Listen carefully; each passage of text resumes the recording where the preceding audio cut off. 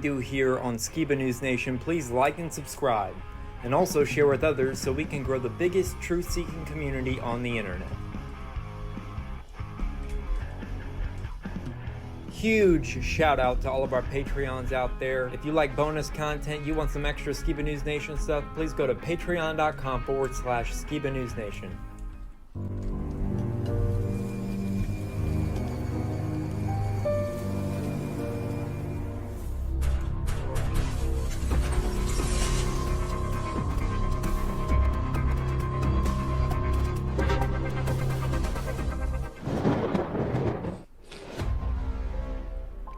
Welcome to Skiba News Nation, bringing you unfiltered views, news, interviews, discussions, and more. And now, here's your host, Jeremiah Skiba, award-winning musician and son of Rob Skiba. With the son of the legendary Rob Skiba. Jeremiah Skiba, what's up? With my great and insightful co-host, Mr. Jake Graham.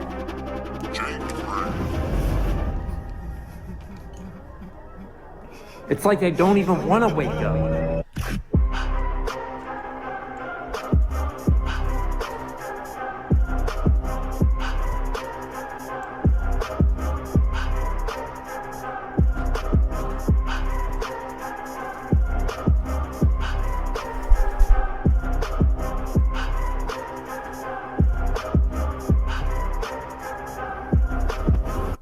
He's on a quest for truth.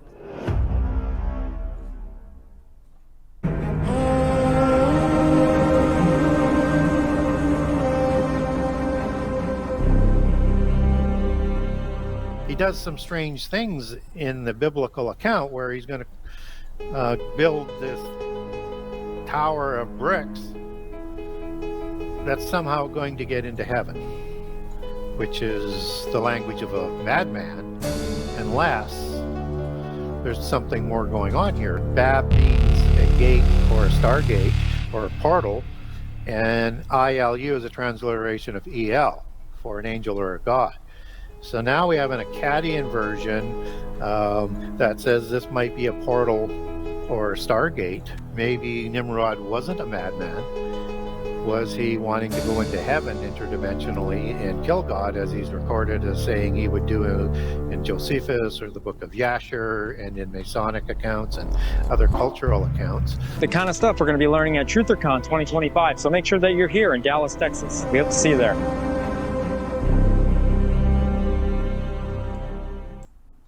Hey Skiba News Nation family, welcome to episode 1-2-30 of Skiba News Nation, your weekly source of the latest news, controversial topics, conspiracies, forgotten history, and so much more. I'm your host Jeremiah Skiba, and today we're going to be talking about missiles hitting Israel, the Iron Dome couldn't stop them all, people are leaving Iran after warning from Trump, Greta Thunberg's sketchy past, is World War III being planned right now?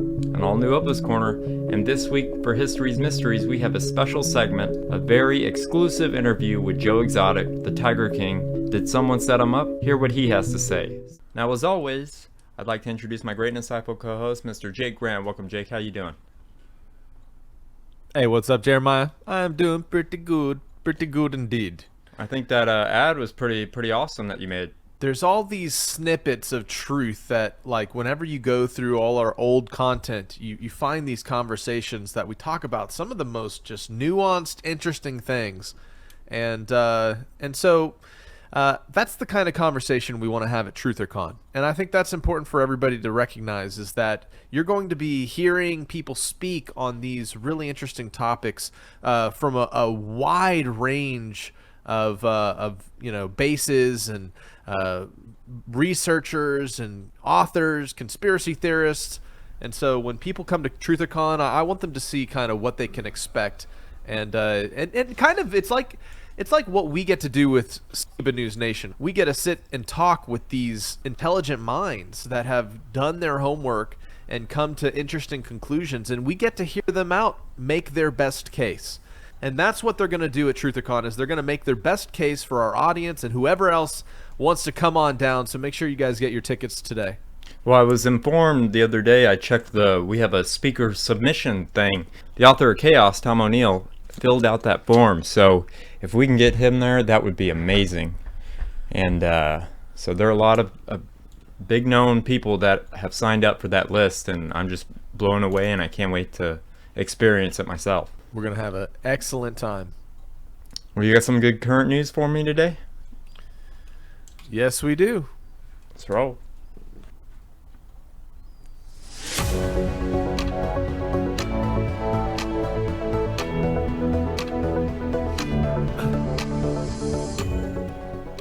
Well, today we're going to be covering the topics of how the world's a stage, and just to set the stage for this, so to speak. Ha ha ha. The world is mine. No wonder why it's so gay. So, we're going to be talking a little bit about just kind of the spectacle of things that are happening. I think in our live stream earlier this week, we covered the current news of Iran and Israel and the slew of salvos that are going back and forth. And this was the one clip that stood out to me the most. I wanted to show again. An absolute just memorable moment. Oh my goodness. Almost to the level of the guys playing the violin on the Titanic. Check it out, what I'm talking about.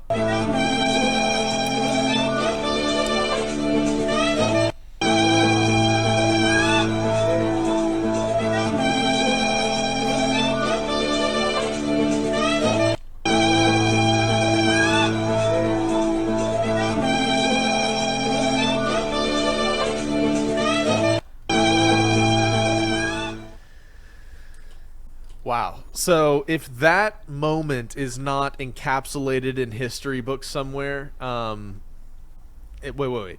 That doesn't make any sense. Encapsulated in history books, it's a video. Yeah, it's pretty epic. I think it's kind of a bold statement for sure. But the saxophone reminds me of the guy that he dresses as Sasquatch and he goes into the woods and starts playing the saxophone.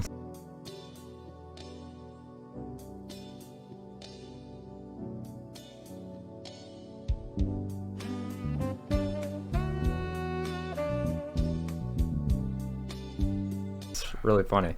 So that's all I can picture when I see saxophone, but that is epic and crazy. I mean, he doesn't know if that's his last day or not, so he's gonna go out with a bang. People in Lebanon are just in the perfect location in the world to just watch this back and forth between Israel and Iran based on where they're located, right? You think we saw some, crazy things when Gaza was shooting bottle rockets to try to blow up Israel. Just a few years ago, there was footage of, things coming down out of the skies. Well, check it out. Like it's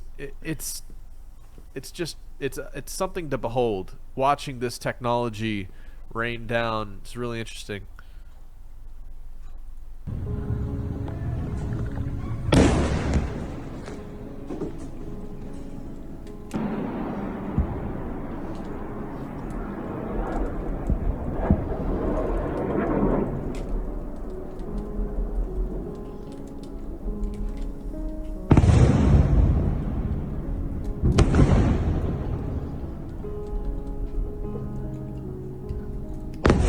طلع ايه ولا طمرة في طمرة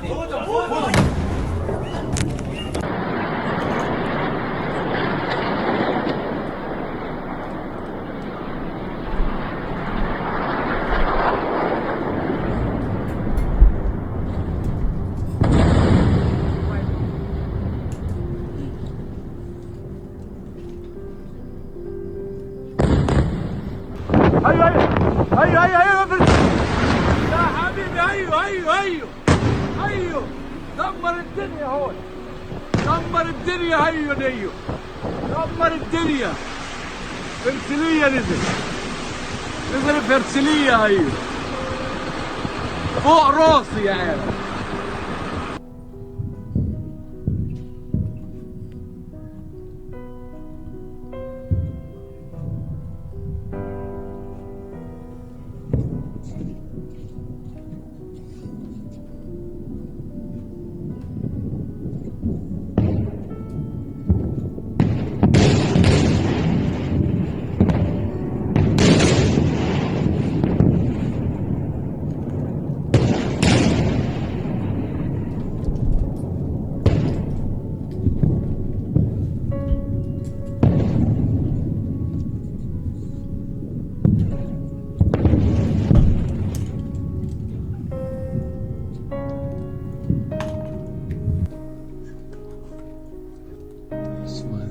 אבל לא יודע אם זה רוטין, טילים. אני גם לא יודע. תראה. בוא'נה, זה לא מפסיק, אה? תראה כמה עצים. ברחו גם יוצאים מלא. איך אנחנו לא מפיצוצים?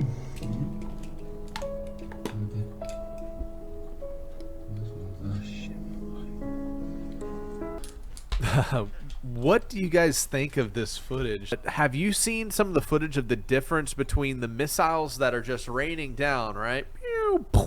And those hypersonic missiles, which are like a whole nother experience. It's like, you know, it's just crazy. Yeah, it's like a fireworks show, and then it starts to, you know, actually get through and causes devastation. It's crazy to watch. Precision strikes from Israel first on Iran. The warning has gone out from Donald Trump in some interesting exchanges back and forth through X and posting online for people to evacuate Tehran. But check out this scene of people fleeing Tehran in Iran, and it's just its own spectacle.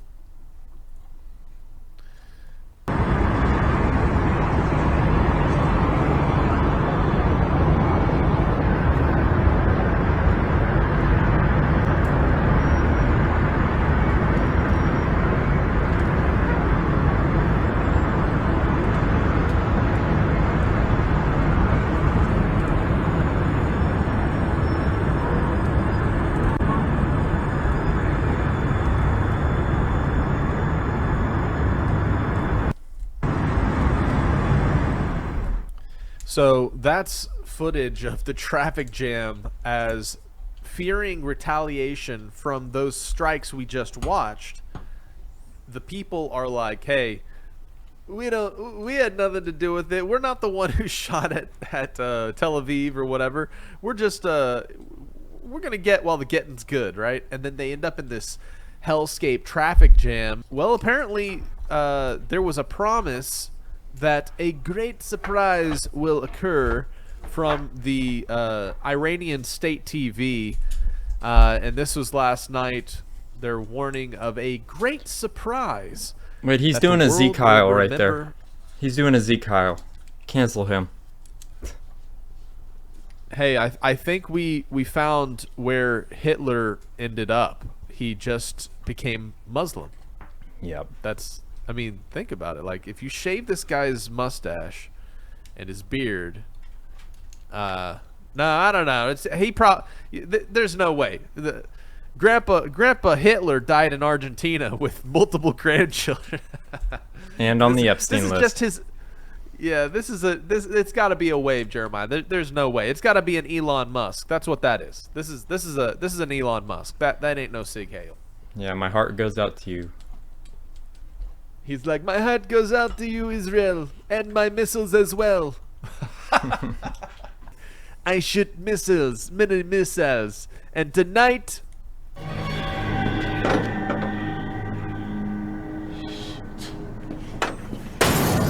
Surprise, mother... Are you following me now? You better have a hell of a reason for being... The Iranian leader is warning of surprise. So right now, the Ayatollah of Iran has rejected calls to surrender, saying the U.S. intervention would cause irreparable damage. And the Iranian missiles fired at Israel, they come in these waves of attacks, and the Iranians are just overwhelming the Iron Dome's defense, and that's why we're seeing them able to get through the way they are.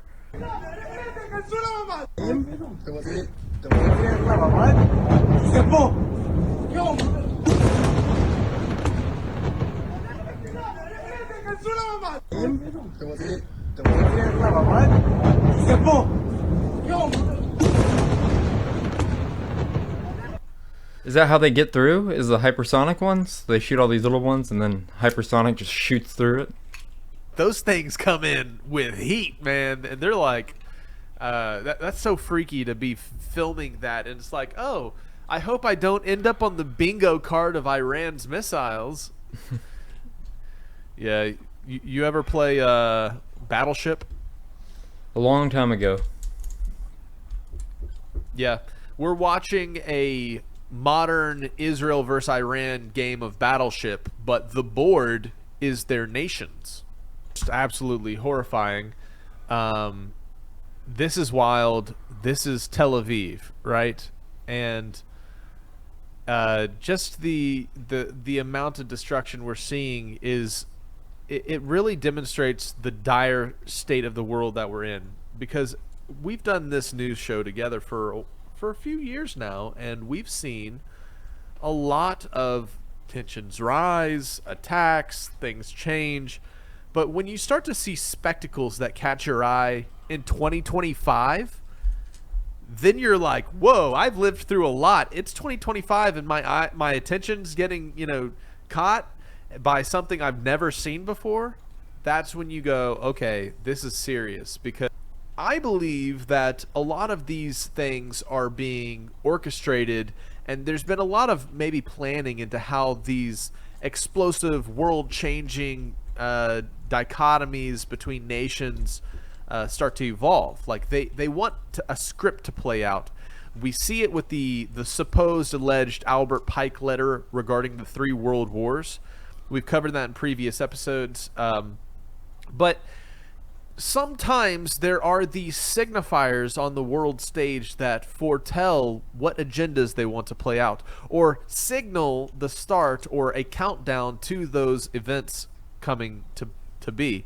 And here's my theory. What if Greta Thunberg is tied to a countdown revelation of method to when it all kicks off? Okay? So we're in this tense phase right now where it's not full-fledged World War III, but there's a lot of tensions, and there's a lot of things changing in the world. Well, several years ago, there was one brave girl who gave a very brave speech. So let's just remind ourselves of this. Be up here. I should be back in school on the other side of the ocean. Yeah, you should be. Yet you all come to us young people for hope. How dare you? You have stolen my dreams and my childhood with your empty words, and yet I'm one of the lucky ones. People are suffering. People are dying. Entire ecosystems are collapsing. We are in the beginning of a mass extinction, and all you can talk about is money and fairy tales of eternal economic growth. How dare you? It's Hitler's granddaughter right there. Great-granddaughter. Allegedly? Allegedly. Still not mature enough to tell it like it is. You are failing us. But the young people are starting to understand your betrayal. That lady's like, I'm living The history eyes right of now. all future I'm in a moment of generations history are right upon now. you. Yes. And if you choose to fail us, I say we will never forgive you. For every child. Okay, so yeah, just so interesting how this passionate, bold speaker was propelled into the limelight, and a lot of people were very suspicious because, of course, there's a lot of hoodoo. But what did we see, Jeremiah, is after this emphatic speech from Greta Thunberg, check this out. It was only roughly 6 months later, announcement of the CV-19 pandemic. All right. And so we see that there was this pattern of get all like emotional about the trust in this society changing movement coming from the UN, which tie hand in hand with the medical industry agenda and the depopulation agenda that we see coming from guys such as Bill Gates and all types of people. I mean, it's a it's a type of coercion that has been used for the past few decades, all the way back to Al Gore. Do you guys remember Al Gore? Mm-hmm. Yep. Well, we see that they're following this same pattern. And sure, she could have just been a girl who was very energized and compassionate about the environment, and she went up there and happened to have a speech, and they handpicked her because she was so believed everything she says, and she very well might. But I think something that gave us pause when she made that speech was the connection of her mother and who her mother was and who Greta Thunberg was and why she actually had that seat at the UN. Ska jag ner och handla lite mat? Det är inget konstigt alls, nej. Och det är inte en massa assistenter och sådant. Her mother, who, you know, you see that kind of cosplayed depiction of her mother as some kind of occultist, but who was her mother actually? Greta Thunberg's mother is a Swedish pop star, apparently. Check this out. But I'm forever yours. You do see some kind of freaky one-eyed face mask, you know, people. Is it just show? Well, could it be that these pop stars are these sirens of the modern age, and their melodic melody allows them to control the masses and influence and move in powerful ways and be in positions to put messages forth to the people? I mean, the siren call was what lured sailors to their death in the legends of actual sirens, which, by the way, according to apocryphal and extended extra-biblically endorsed synchronized texts, there are connections between sirens and primordial witches, the women who married the fallen watchers and were punished by the Almighty, as stated in the book of Enoch, which is contained in one of the oldest Bibles, the Ethiopian Coptic Bible. And anyways, what I'm saying is that these people who manifest on the world stage, these pop stars, are often tied to the occult. They're often tied to this inner working that pulls strings on the world stage. Case in point, we have our American version of the same lady, right? Maybe we're not jiving with European Swedish poppery, but we have our own system of influence here in the United States. And so this is who, once again, Greta Thunberg's mother is. Roughly 6 months after Greta made her first statement that this pandemic was rolled out. But check out what her most recent step onto the world stage was. Did an illegal act by kidnapping us on international waters and against our will, bringing us to Israel, keeping us in the bottom of the boat, not letting us getting out, and so on. But that is not the real story here. The real story is that there is a genocide going on in Gaza and a systematic starvation following the siege and blockade now, which is leading to food, medicine, water that are desperately needed to get into Gaza is prevented from doing so. The real story is she needs to take a bath. On international waters and against our...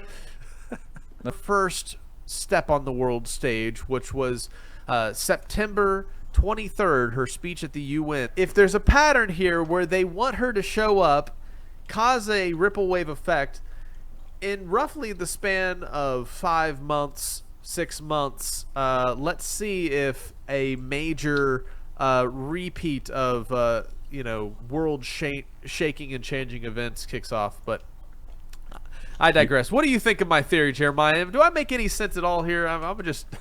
I think time will only tell.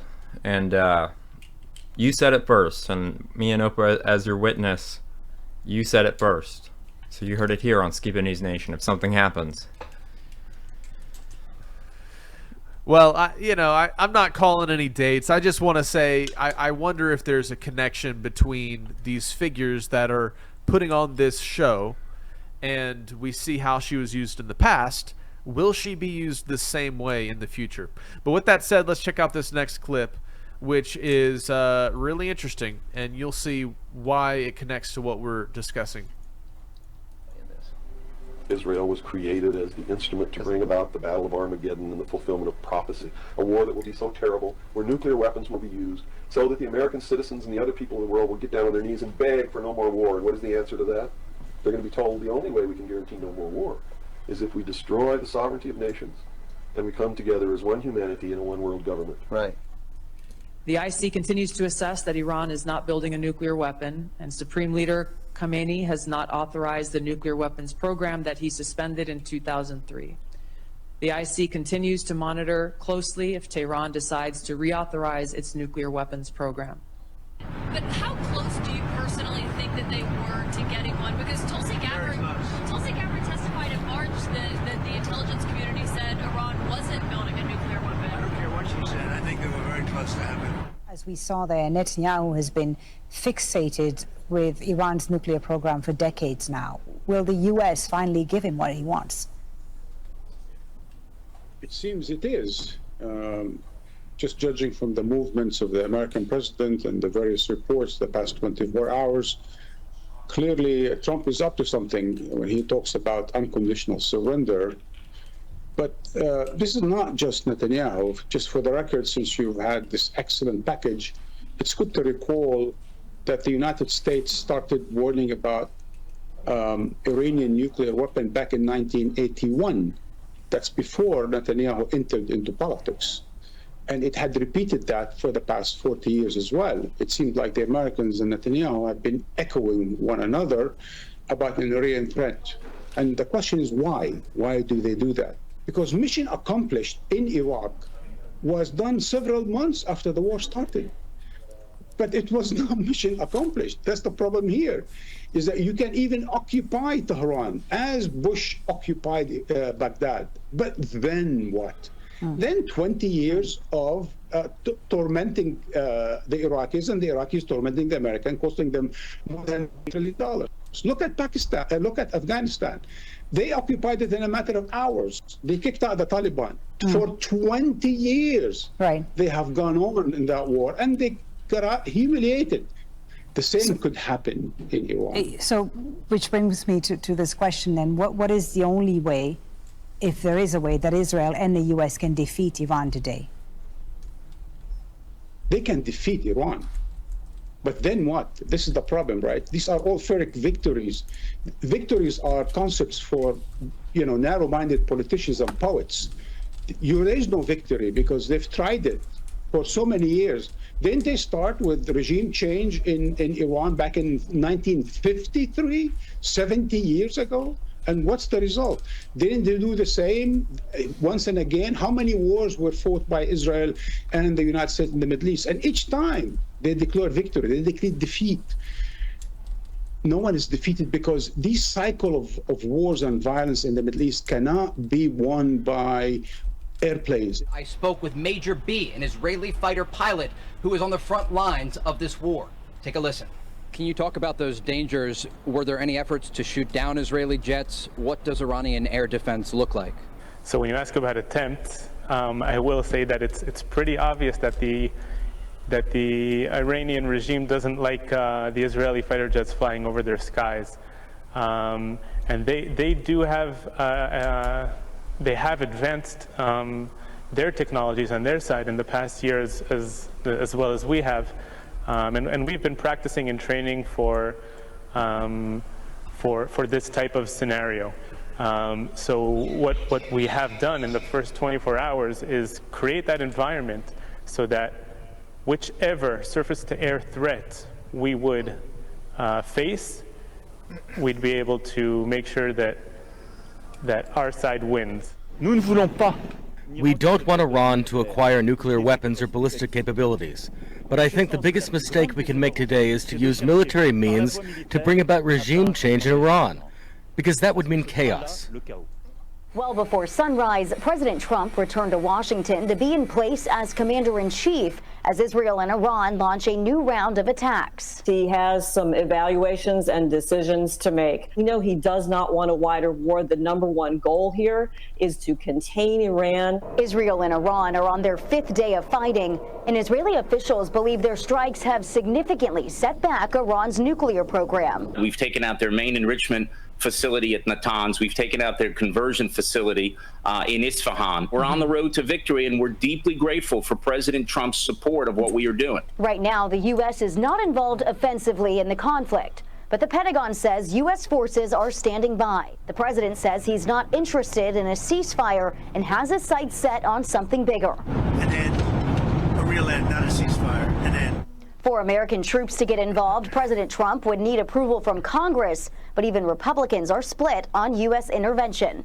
Well, I think Iran is in a really tough spot here, entirely of their own making. They're not used to having a president who doesn't try to bribe them with stuff like Obama did or kowtow to them and give them freebies like Biden did. They've got a president here who puts America first, who's going to do what's in America's best interests. And I think Trump's been really clear. Iran's not going to get a nuke, so they can either come to the table and surrender their nuclear program freely, peaceably, as Trump is offering, or they can face Israel on their own. Do you think there's a danger of not allowing Israel to finish the job? This will be all for naught unless they can get rid of the entire nuclear program. That includes Fordo. I think that President Trump, I trust him on this. I think he has handled this situation very, very deftly. And my view is that he's going to continue to put America's security interests first. He's given Israel a lot of space to protect themselves, which is what they're doing, to put their security interests, make sure that Israel sees to its own security interests. I think that's entirely appropriate.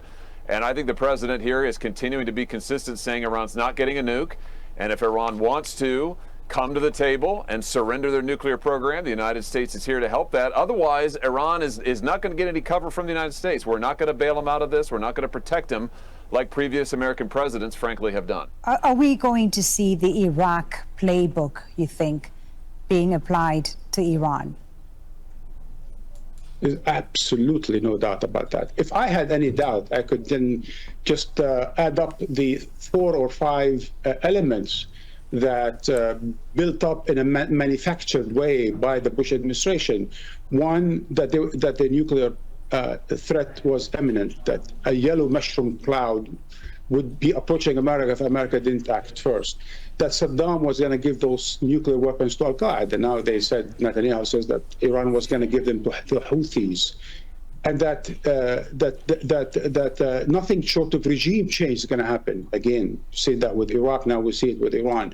So Netanyahu is definitely playing that book each and every step of the way. And the problem is that they are eating it away, both in Israel and the United States. In Israel, there is a kind of a bit of an appetite for it. There's an Israeli scholar, an excellent Israeli scholar, who wrote the book called Iran Phobia. Marwan, as we're talking, we are watching live pictures of the skies over Tel Aviv, and the Israeli military saying its defensive systems are operating to intercept missiles which have been just launched from Iran. We saw that a few minutes ago, and the interceptors apparently at work right now. This is a live picture from Tel Aviv, Israel. The Iranians are firing a number of missiles in the last few minutes, which we understand have been intercepted by Israel's defense systems. Okay, so let me call to attention the very last words he said about how change can't be implemented, so to speak.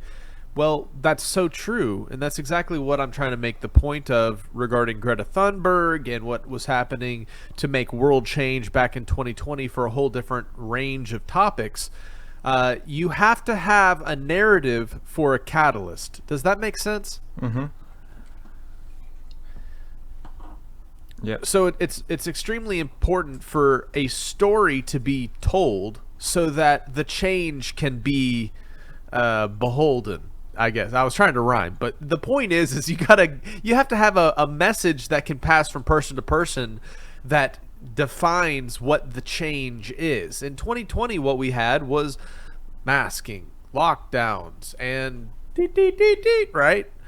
And what happened alongside with the agendas in 2020 that are in broad daylight now, so to speak, as we get more information and the adverse effects are revealed and all that. But what actually happened that is an attack and an affront on truth in 2020? Do you know what I'm getting at, Jeremiah? Yeah. We couldn't speak about it.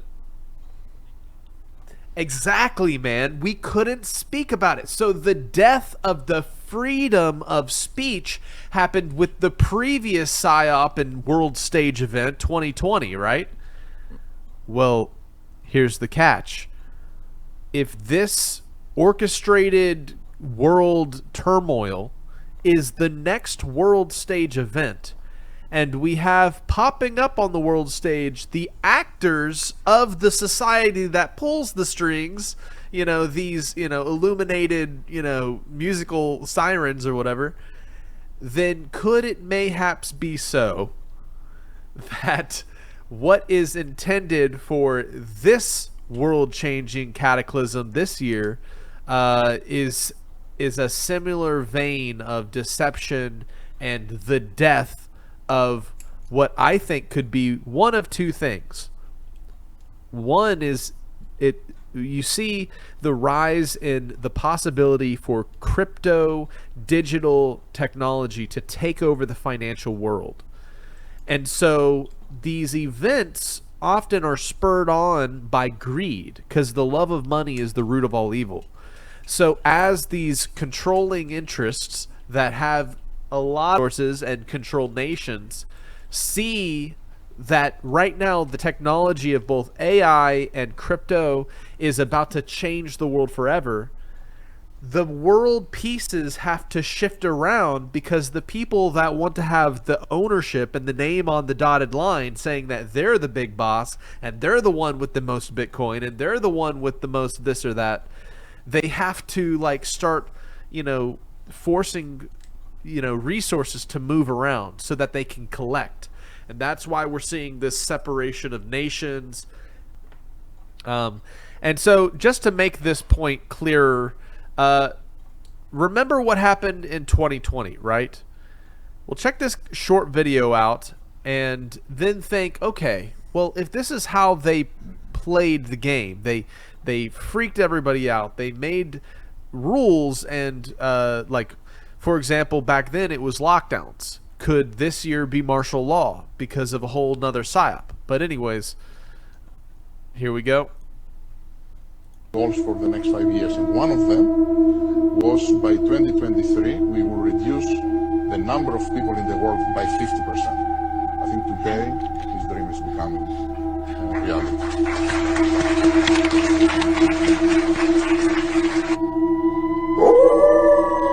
It is basically biological chip that it is in the tablet, and once you take the tablet and dissolves into your stomach, sends a signal that you took the tablet. So imagine the applications of that, compliance, the insurance companies to know that the medicines that patients should take, they do take them. It is fascinating what happens. What did we hear, right? And how does this connect to environmentalism and depopulation? Well, as we heard it, part of the World Economic Forum's agenda is to reduce the world population. So could it be that we didn't buy the lie well enough for us all to have received poison in a certain time period, and their agenda wasn't accomplished through merely this and this. Now it's being accomplished by, hypersonic missiles and war. So, oh my gosh, man. Do you get what I'm getting at? If their whole agenda is world depopulation, and they're signaling this global conflict, and they're sympathizing with Gaza and making everyone hate Israel, and then Iran, and then the U.S., and Russia warning the U.S., and then China, and oh man, it's... War is depopulation for sure. Absolutely. Absolutely. Well, just to circle it all up, how close we are to World War III and how this falls right into their, stated plans, their stated agenda, because, wait. First, I forgot to clear up. Do you remember the Georgia Guidestones? Mm-hmm. The Georgia Guidestones talked about limiting the world population to under 500 million. And we see this narrative coming out of these big world conglomerate meetings like the WEF, the WHO, the UN, how they want to reduce the population because they're all climate change enthusiasts, because they're worried that we're causing a mass extinction as humankind, and they think we are the virus. So the virus in the minds of the people that are pulling these world strings to do this ploy or that deception or that, their virus is that we are the virus. They believe we are the problem because they're worried that the trees aren't going to live another 1,000,000 years. All right, so check this out. This is just a compilation of some of the other elements leading to the degradation of relationships on the world stage. Trump says everyone should immediately evacuate Tehran. In a post on Truth Social, the US president says, Iran should have signed the deal I told them to sign. What a shame and a waste of human life. Simply stated, Iran cannot have a nuclear weapon. I said it over and over again.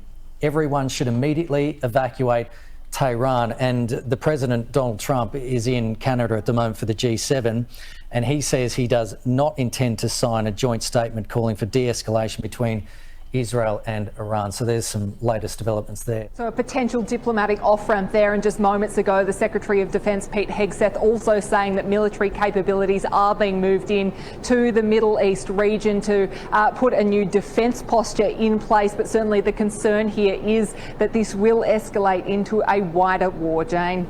Lauren, thank you. The White House and Secretary of State Marco Rubio reshared the president's message on social media. Tehran, again, home to over 9 million people. So, of course, this is breaking news, and this makes you think that another attack from Israel may be imminent on that very large city. The city of Phoenix, about 5 million, something like that. So it's about twice the size of Phoenix. Have you heard any signals or seen any messages from intermediaries that Iran wishes to de-escalate the conflict? Yeah. What have you heard? What have you heard from the Iranians? They'd like to talk, but they should have done that before. I had 60 days, and they had 60 days, and on the 61st day I said, we don't have a deal. They have to make a deal, and it's painful for both parties, but I'd say Iran is not winning this war, and they should talk, and they should talk immediately before it's too late. And what would you say, in your opinion, what would it take for the U.S. to get involved in this conflict militarily? I don't want to talk about it. I think we've got to realise that what we are already seeing is a world war, World War III. It's not a war in Ukraine over there, a war with Israel over here, and then, you know, China's threatened war against Taiwan over there, all separate. And that's another reason why Israel's war with Iran is so dangerous. As I said for a couple of years, there is a new alliance of tyrannies. Russia, China, Iran and North Korea all working together, helping each other out with their wars, sending weapons, diplomatic cover, and with their planned wars too. Iran, for instance, supplies Russia with kamikaze drones for its war in Ukraine. And China and Russia are backing Iran diplomatically. Last week voted against that International Atomic Energy Agency resolution condemning Iran's nuclear weapons program. And right now we are seeing how a war in the Middle East can help China. America has been forced to move the aircraft carrier Nimitz and its supporting warships from the Pacific, where they're patrolling near China. It now seems on its way to the Middle East to support Israel, which would leave China, of course, freer to attack Taiwan. I'm not tipping that yet. It's far too early, I think, for China to do that. This is Natanz here, just to the east and south of it. This is an aerial picture, General, okay, of Natanz and what it was before. You've got buildings and structures here, buildings here, and buildings here. That's pre-war. Now you've got complete devastation in Natanz here, this building located here, as well as this one in the upper right-hand corner. Natanz is very different from what site that you're describing. Firdow is a half-mile buried inside of a mountain. And you believe the United States has no choice but to get involved with the Iranians? Explain that, sir. Well, it's in the United States court national interest that Iran does not have a nuclear capability and get to it. That's a fact. And this capability, if we leave it there, the Ayatollah will recover and rebuild. And that's what he's absolutely counting on. That's why he never was willing to dismantle the program himself with verification. That would end his program. Here he believes he has a chance. These experts warning that the U.S. plans to finish off the operation. And on the Iranian side, you know, they have some allies too. Here's the Yemenis celebrating the Iran strikes on the street like it's the World Cup.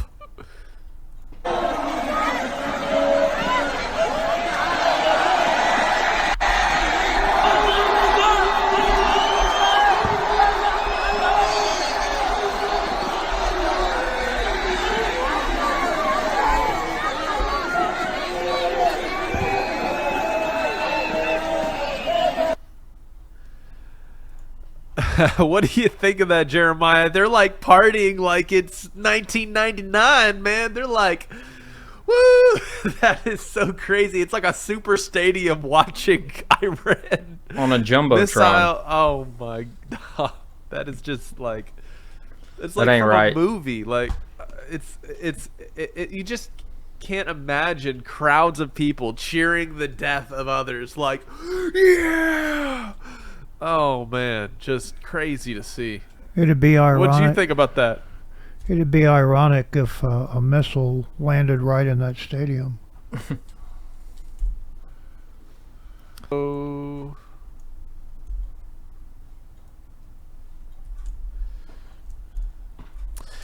So Ben Davidson of Space Weather News, which, just like I mentioned, also goes by the Suspicious Observer title, posted today on X.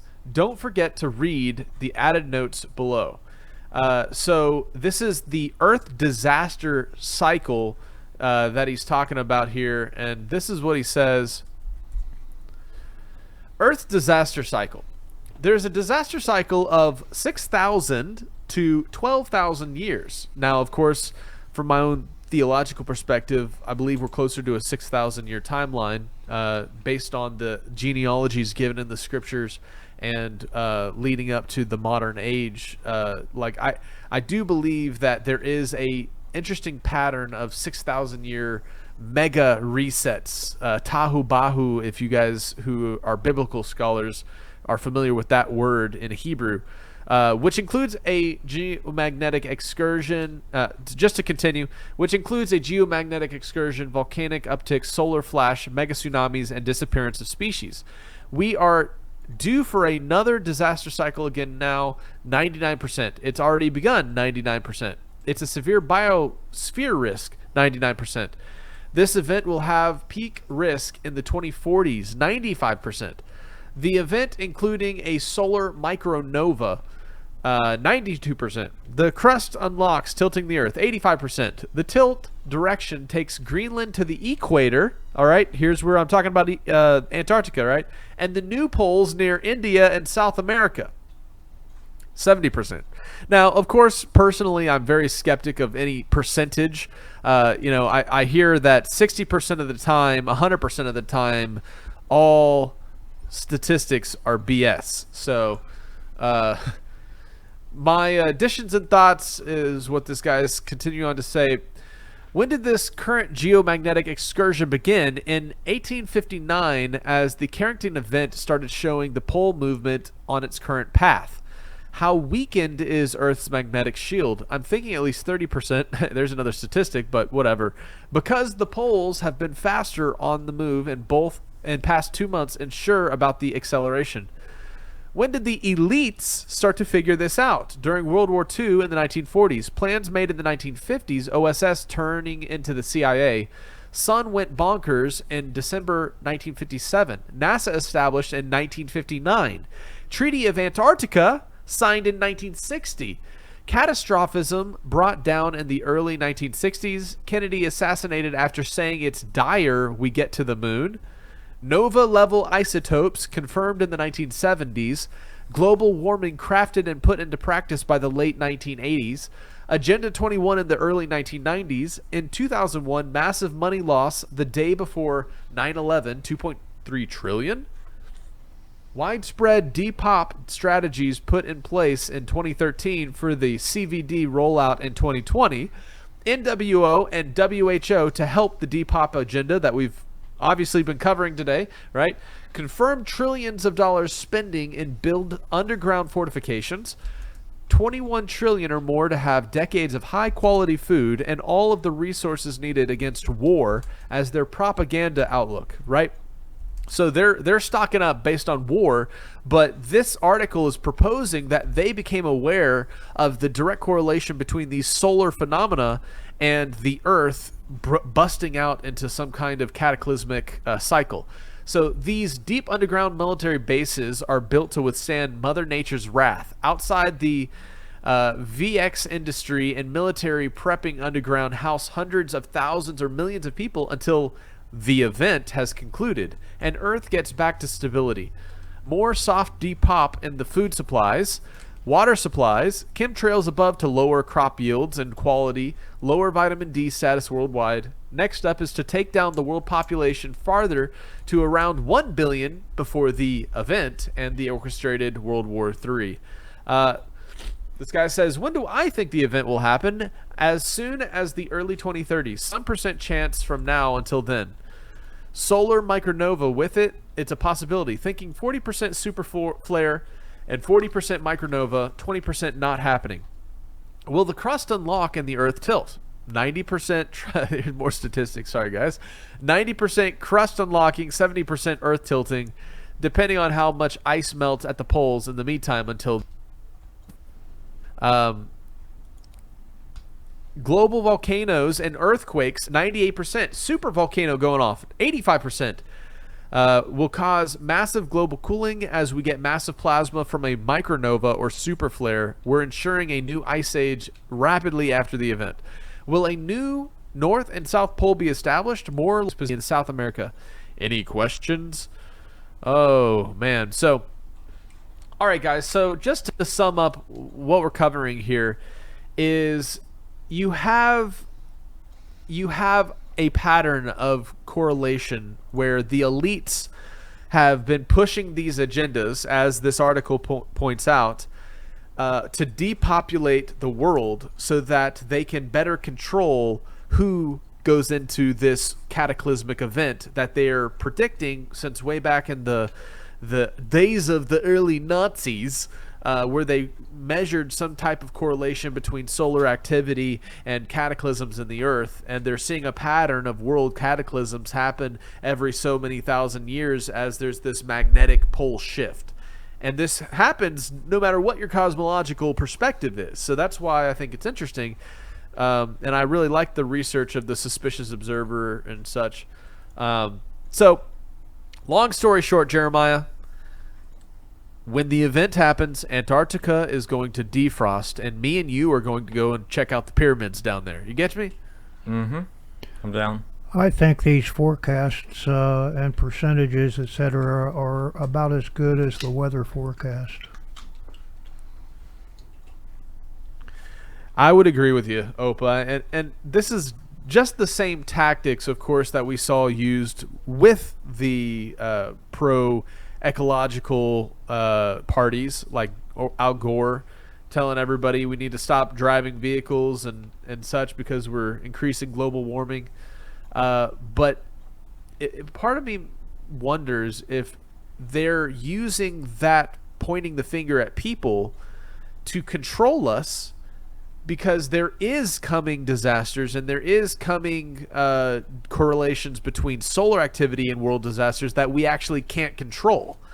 But the way that they roll the narrative out is they point fingers at cows farting and at people, and they say, hey, you're the cause of this global destruction. And, you know, and then that's how they roll out this whole agenda of controlling people. I think it's beer bubbles. Yeah, beer bubble universe theory. So the reason I wanted to go into this topic this week is, check this out. We have a big volcano recently erupted in Asia. Okay, so Indonesia's volcano has erupted. Bali flights had to be canceled, and it's really a crazy sight. gunung, ada. Pemantau, ada.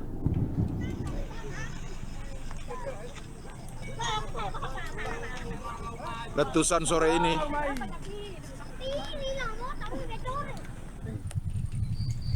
Whoa, look at that, guys. Puncak Tanjung Kajubulu, coba lihat sekarang. Laut Tobi, waduh gila. Okay, so what did you guys think about that volcano eruption? I mean, just recently we've covered 1,000-foot tall spews of lava in Hawaii. We recently covered the explosion of another volcano. Like, it's crazy the activity we're seeing all around the world, just in the earth. I think there are more to come. Seems like they all want to erupt right now. Yeah, exactly right. Oh man, very interesting how turbulent the world is. Wars, rumors of wars, earthquakes in diverse places. It's almost as if we're following another type of script, not the one that the Illuminati control. You know what I mean? Mm-hmm. So just to let you guys know what could be coming with all these volcanic eruptions, like for example, if like Yellowstone blew or something, or there was a Krakatoa-like explosion. According to history, 1883's Krakatoa eruption produced the loudest sound ever recorded, shattering eardrums 40 miles away and traveling 4 times around the world audibly. So volcanoes can cause some pretty big explosions, and it makes me wonder why it's called the oldest recorded. Like, was somebody recording a vinyl like record player in 1883, and in the record player you hear like a little it's like, oh by the way, that was Krakatoa back in 1883 on our vinyl record of somebody playing the piano. Yeah, or like one of those earthquake meters, maybe. I don't know. It's probably somebody just writing it down in a journal, because I don't think they even had that they heard it. They lost their hearing. Yeah. I can't hear no more. Things like this are coming out. Check this out. Marvelous, excellent breaking news. The Supreme Court has sided with my own Attorney General here in Tennessee, Jonathan. This is the biggest case pertaining to transgenderism and specifically transing the kids that we have in the U.S. And the Supreme Court has just dealt a major 6-3 blow to the pro-trans ideology side and has defended kids and justice and human nature and reality. And this is a really, really good decision. And it's a harbinger, I think, of things to come, of good things. The issue in the case was this Tennessee law, which said that you can't trans the kids. And this was a law that, we at the Daily Wire have been really interested in. And this is an issue, obviously, that we've been really interested in. Matt obviously had his movie, What is a Woman?, became a global phenomenon. I gave a speech that went a little bit viral at CPAC, pointing out that transgenderism is absurd and it's bad for everyone and it's good for no one, and for that reason it needs to be eradicated from public life entirely. DW has made movies and chocolate companies about this issue. We've cared about this issue a lot because, one, it presents a grave injustice toward human beings and especially to kids, but two, because it's just a symbol of all that has gone wrong in liberalism. And so to rewind some of the degradation of the past 50, 100 years, you need to start pulling on that string. And for all of those reasons and many more, I'm just so pleased to see that not only have we, not only as an institution, but as a conservative movement, have we been able to push back on this ideology, get transing the kids clinics closed, go out there and convince people of an idea that we used to know for all of history, but now we've got real legal heft behind it. What is in this case? So at issue, you had 3 trans plaintiffs, or the parents of trans kids, saying that they wanted to keep transing their kids. And the Tennessee law said, no, you can't. So it goes all the way up to the Supreme Court. Is transgenderism protected by the Equal Protection Clause? Does the logic of the Bostock decision, which the Supreme Court, even with ostensible conservative Neil Gorsuch, said, identifies gender identity as a protected class along with sexual orientation, along with biological sex in civil rights law in Title VII. Does all of that imply, does accepting the trans ideology in principle imply that you have a right to trans the kids? And the Supreme Court said no. And the decision's really good. So Chief Justice Roberts wrote the decision. I'm just skimming it here. Obviously, it's much longer and this news just broke. But Roberts says no. Writing for the court, 6-3, the Tennessee law can be upheld.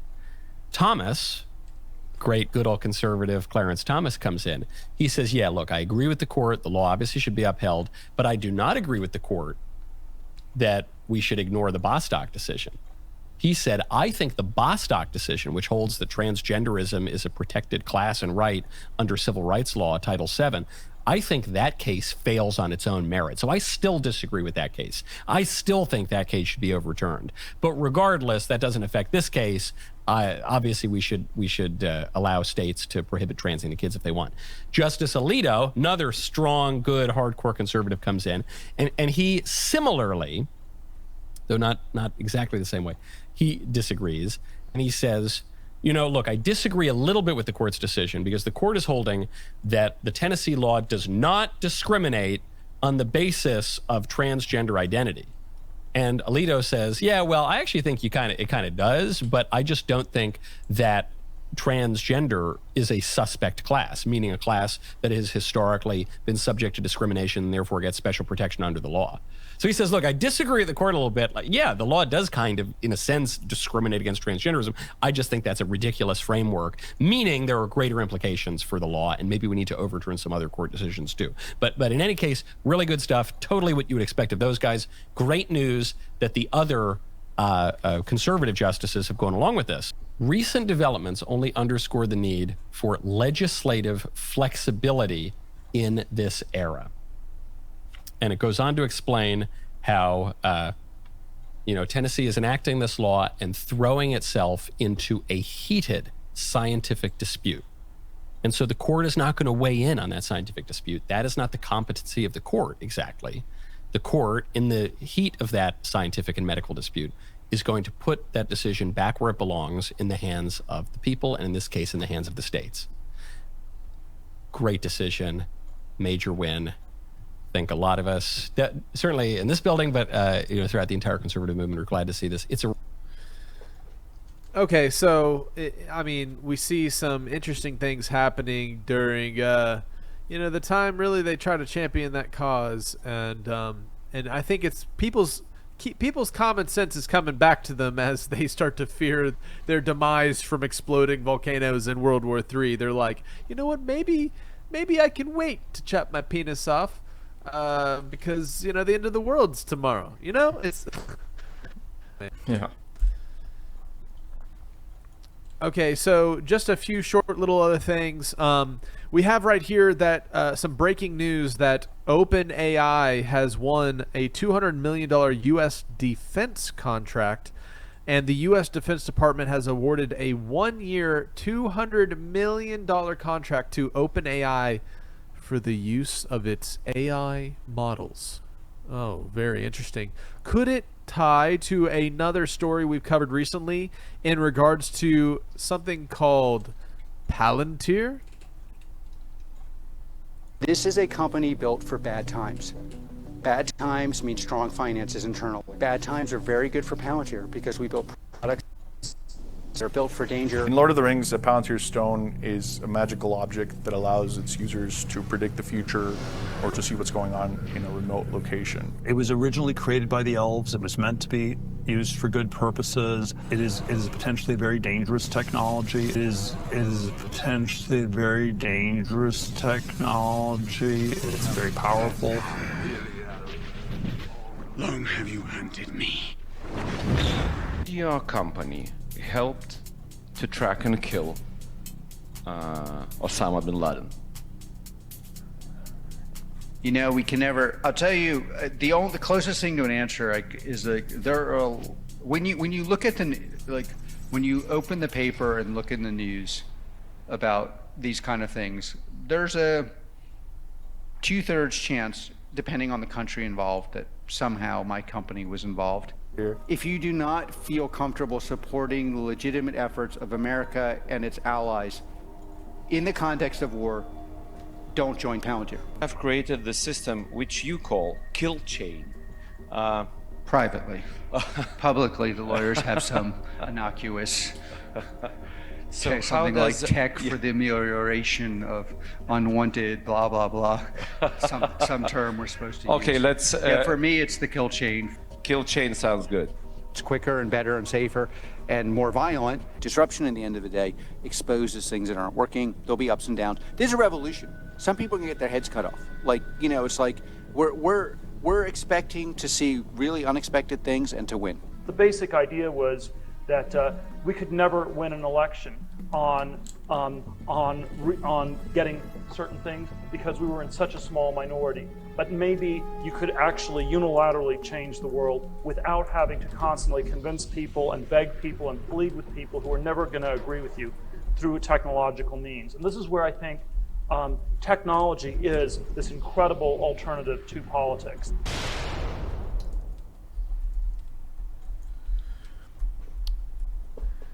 Technology is this incredible alternative to politics. Ooh. What if we didn't have to vote for our leaders? What if our leaders were automated AI superintelligences that just did what was best for us? You know what I mean? Mm-hmm. Scary stuff. All right. I think that's all the news for this week, Jeremy. Just one quick shout out. I wanted to say, if you guys haven't yet, go and check out my board game at tribethegame.net. And oh yeah, while I think about it, go and check out Hebrew Fest is coming up in like 2 weeks. So Jeremiah and I are going to be out there. We're going to have probably a little booth set up to do a meet and greet. And go and check out fest.net, I believe. Awesome. Well, thank you, Jake, for another great current news as always. And now a quick look at my new book, Charlie's Big Adventures, Around the World or Not. Something in the mail today. Can I open it up? See what it is. Look at that. Charlie, look at this. Look. It's you. Charlie's Big Adventures Around the World. We're gonna flip through it. Look at all that.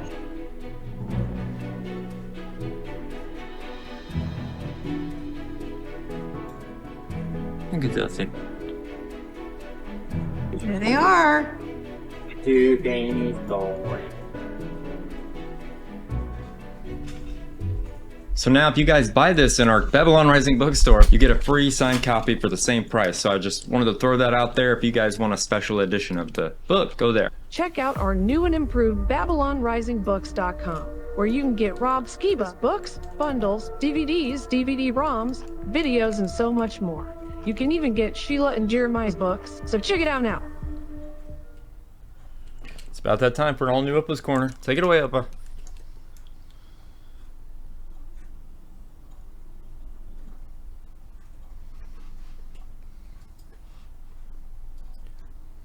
The following presentation may contain too many cat jokes.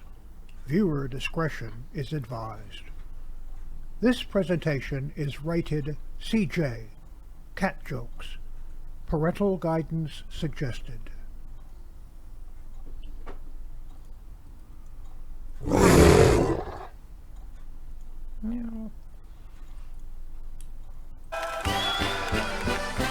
Mein Hut, der hat 3 Ecken. 3 Ecken hat mein Hut. Und hat nicht 3 Ecken, dann ist es nicht mein Hut. The strange, the bizarre, the unexpected. These are the kinds of subjects a man named Robert L. Ripley challenged us to believe it or not.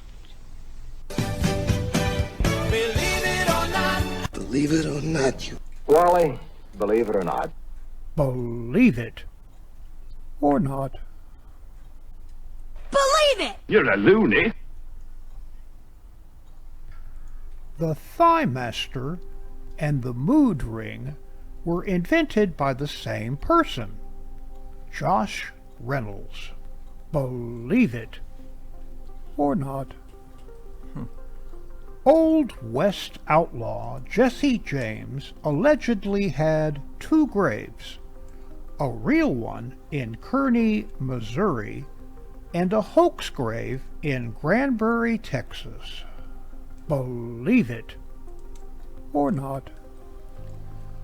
A bra company designed the Apollo spacesuits in just 6 weeks. Bet you that was an uplifting experience. Believe it or not. Marie Antoinette never said, "Let them eat cake." Well, maybe she said, "Let them eat broccoli." Believe it or not. Dr. Seuss based many of his animal designs on whimsical taxidermy creations he made using dead zoo animals. Wonder what animal he used for the nerd. Believe it I want one of those. or not.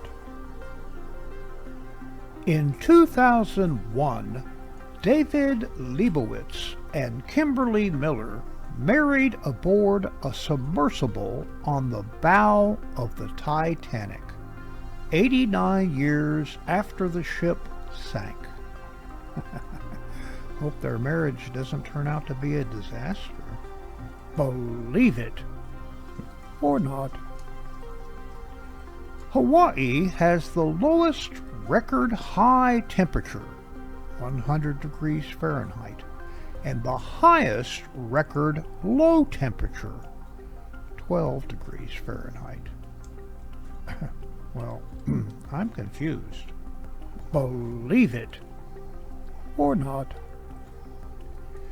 The U.S. Air Force spent $10,000 on a toilet seat cover for the C-5 Galaxy cargo plane.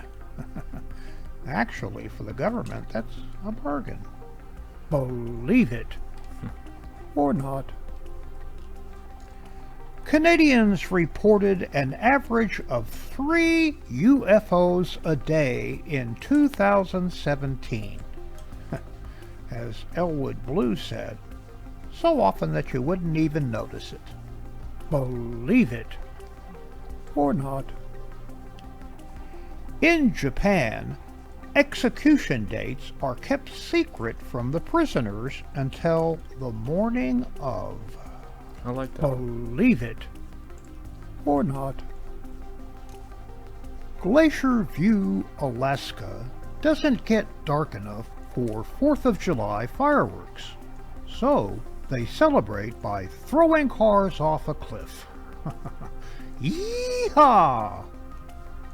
Believe it or not. Studies show that the average woman gets bored of shopping after about 2 hours, but that men last just 26 minutes. I'm already tired. Believe it or not.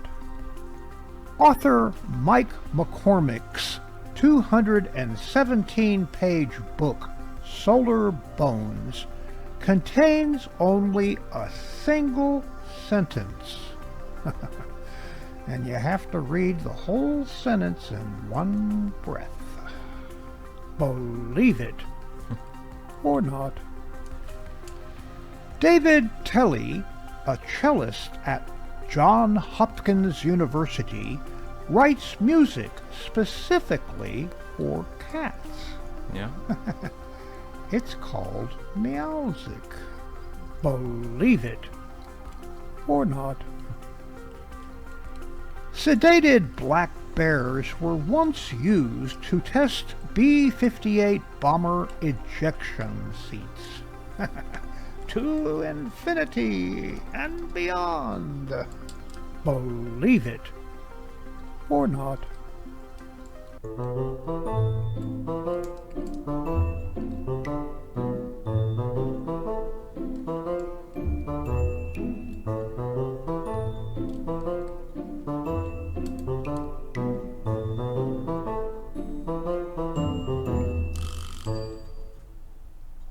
I told my wife she should follow her dreams.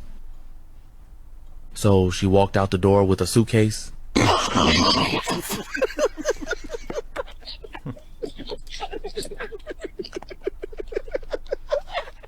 I told my wife communication is key.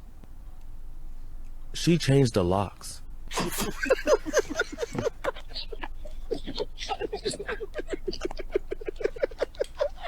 I asked my wife what she wanted for her birthday. She said nothing would make me happier. So I got her nothing.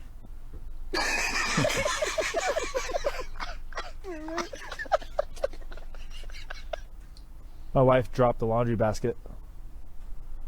She's still mad at me because I just stood there and watched it unfold. My kid is blaming me for ruining their birthday. That's ridiculous. I didn't even know it was today.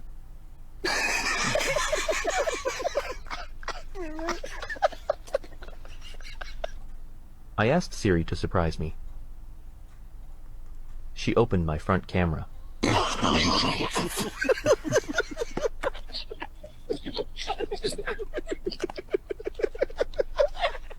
I asked my fridge if it was running. It said, "No, I'm chilling."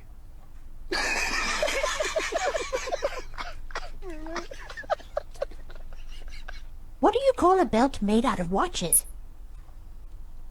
A waste of time.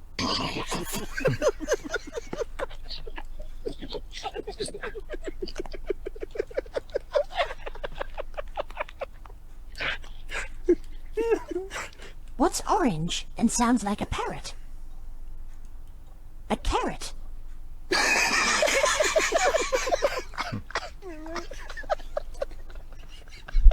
What did the sushi say to the bee? Wasabi.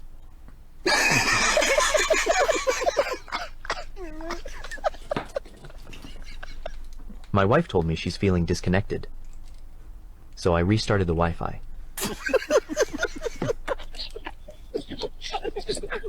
She said she feels unappreciated. I told her, "No way, I totally appreciated you not waking me up this morning."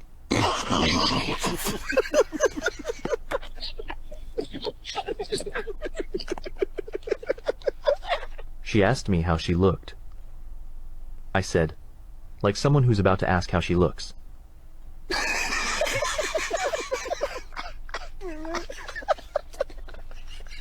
Why did the computer go to therapy? Tell me why. Because it had too many tabs open.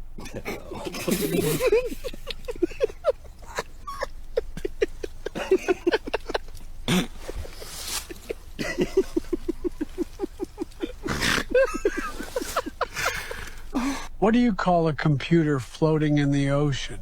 No idea. A Dell rolling in the deep.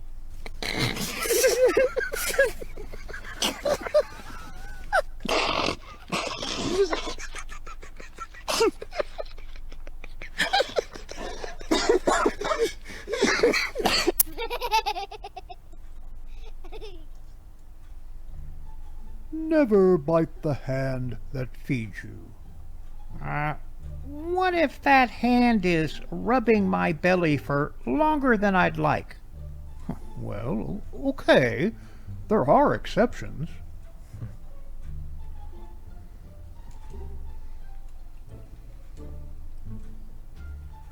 Well, we're lost. I knew from the start that it was just plain idiotic to choose a leader based simply on the size of his or her respective pith helmet.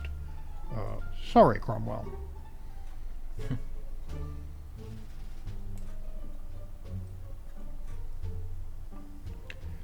These are not the analogies you are looking for. Analogies? You are looking in Alderaan places. I am looking in Alderaan places.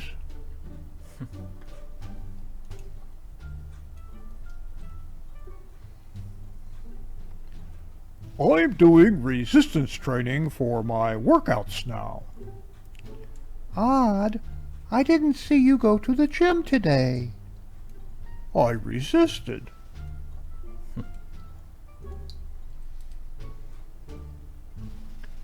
Kafer, 88.5 FM. It's National Guide Dog Month, so today's guest is Gary, the guide dog. Welcome, Gary. By the way, your human is so well behaved. Thank you.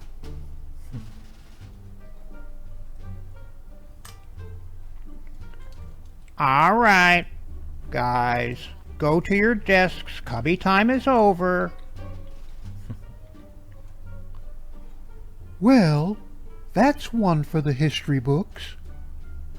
Unfortunately, our state banned all the history books.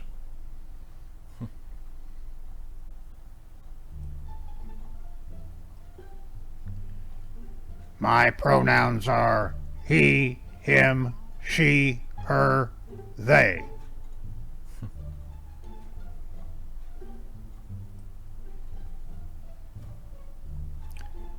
Oh, jeez. Are you watching The Real House Cats of Orange County? Don't make fun of my show. I'm not fat, Gina. I am fluffy.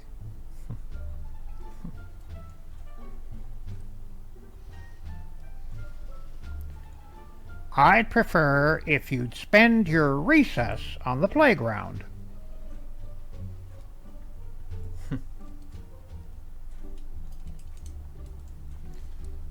Okay, now, it's time for Susie's turn.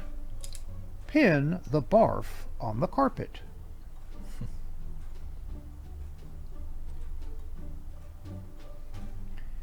He wants 30 or 40 boys. I'm hoping for 30 or 40 girls. But really, it doesn't matter, as long as they don't have any fingers or toes. Male GPS. Just keep driving around. It's got to be here someplace.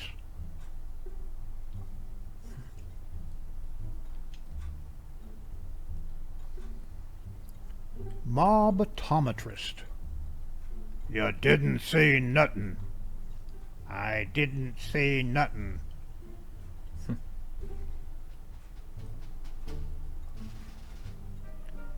Giving Tuesday for cats. I gave my human 3 extra minutes to sleep in. I gave my person a dead mouse. I donated a bunch of my fur to the couch, and I feel great.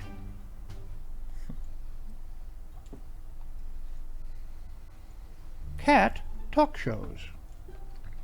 Well, Mr. Movie Star, we found a YouTube video from your humble beginnings.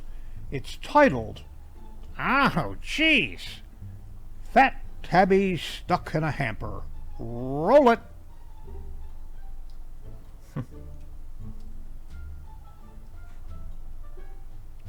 What do you bring to the table?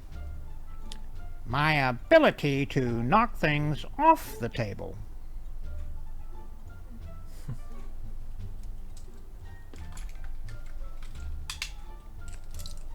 I know you're with the grammar police, but who's that guy? He's the correction officer. Sorry to be a nuisance, but I think my phone charger got mixed up in here somehow.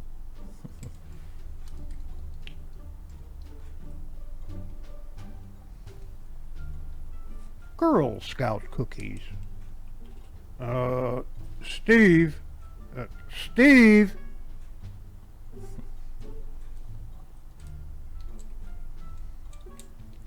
Kafer, 680 Sports Talk Radio. Can you see me? Yeah, above the Kafer sign. We're in the luxury box.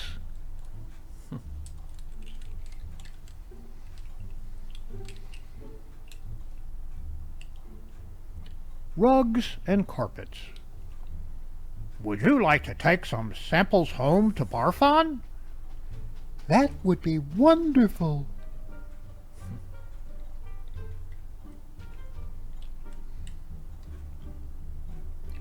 Your son still has some behavioral issues, but I'm happy to report he's no longer the class clown. Wait until your father gets home and hears about this, mister.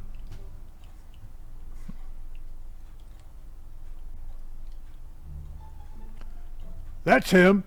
That's the guy who kept us trapped in the drawer.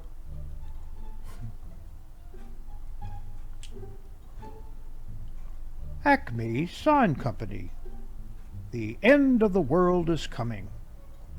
Well, wouldn't you know it? There goes our market for these things. 10-1, when he comes to, he tells one of those stories about seeing a bright light at the end of a tunnel.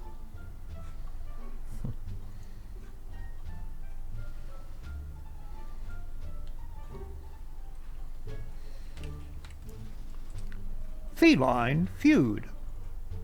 Name something you draw. When my human rubs my belly, I draw blood. Good answer.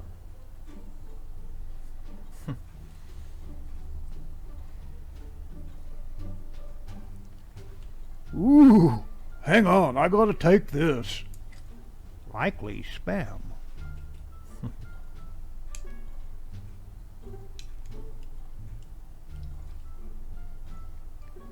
Studies show that 90% of women hate baby talk. Really? You can look it up on Google.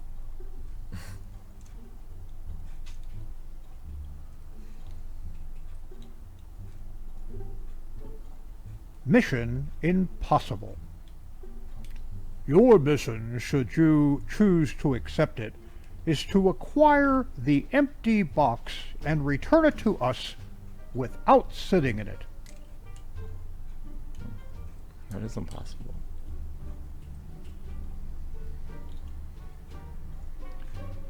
So, I asked myself, what am I doing with my lives?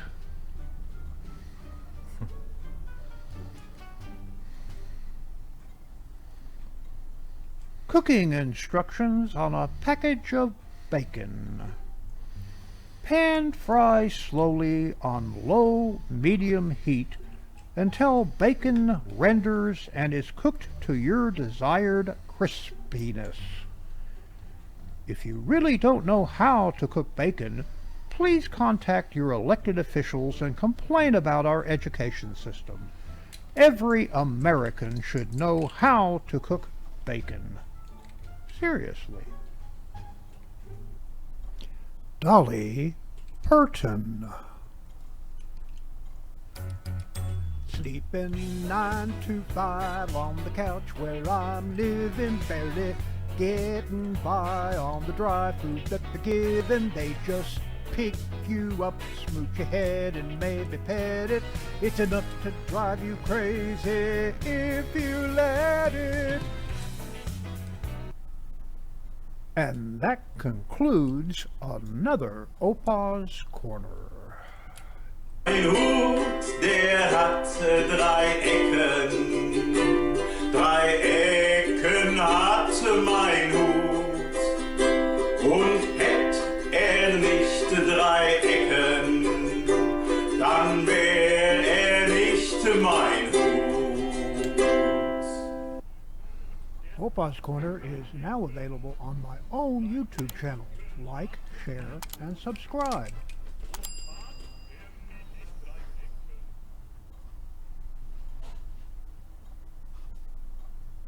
Thank you, Opa, for another great Opa's Corner. Now, this week's History's Mysteries is brought to you by our friend Kristen, so check this out. I want to introduce you guys to somebody named Kristen, who's one of the biggest forces behind Skiba News Nation. This is Kristen. She helps us get all the big guests. I understand that you're doing this full time now, so how can people find out how to use your service? Well, I started Fellow Helper Agency, and you can go to fellowhelperagency.com. And I do any of the behind the scenes, email, getting the interviews, and I do prep work for the shows as well. I do timestamps and moderating. She is the best with connects. If you like any of our shows, any of our big guests, she's the person to go to. And if you have a channel, definitely go to our website. So go check out fellowhelperagency.com. It's time for an all new History's Mysteries.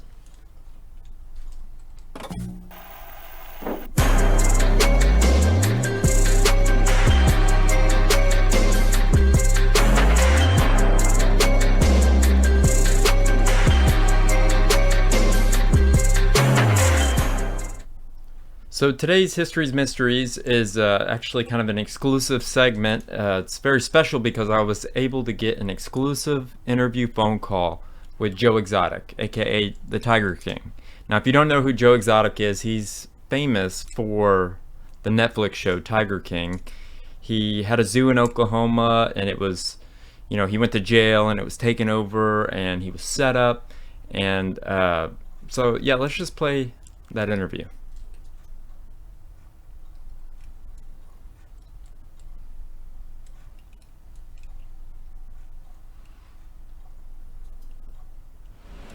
Hello?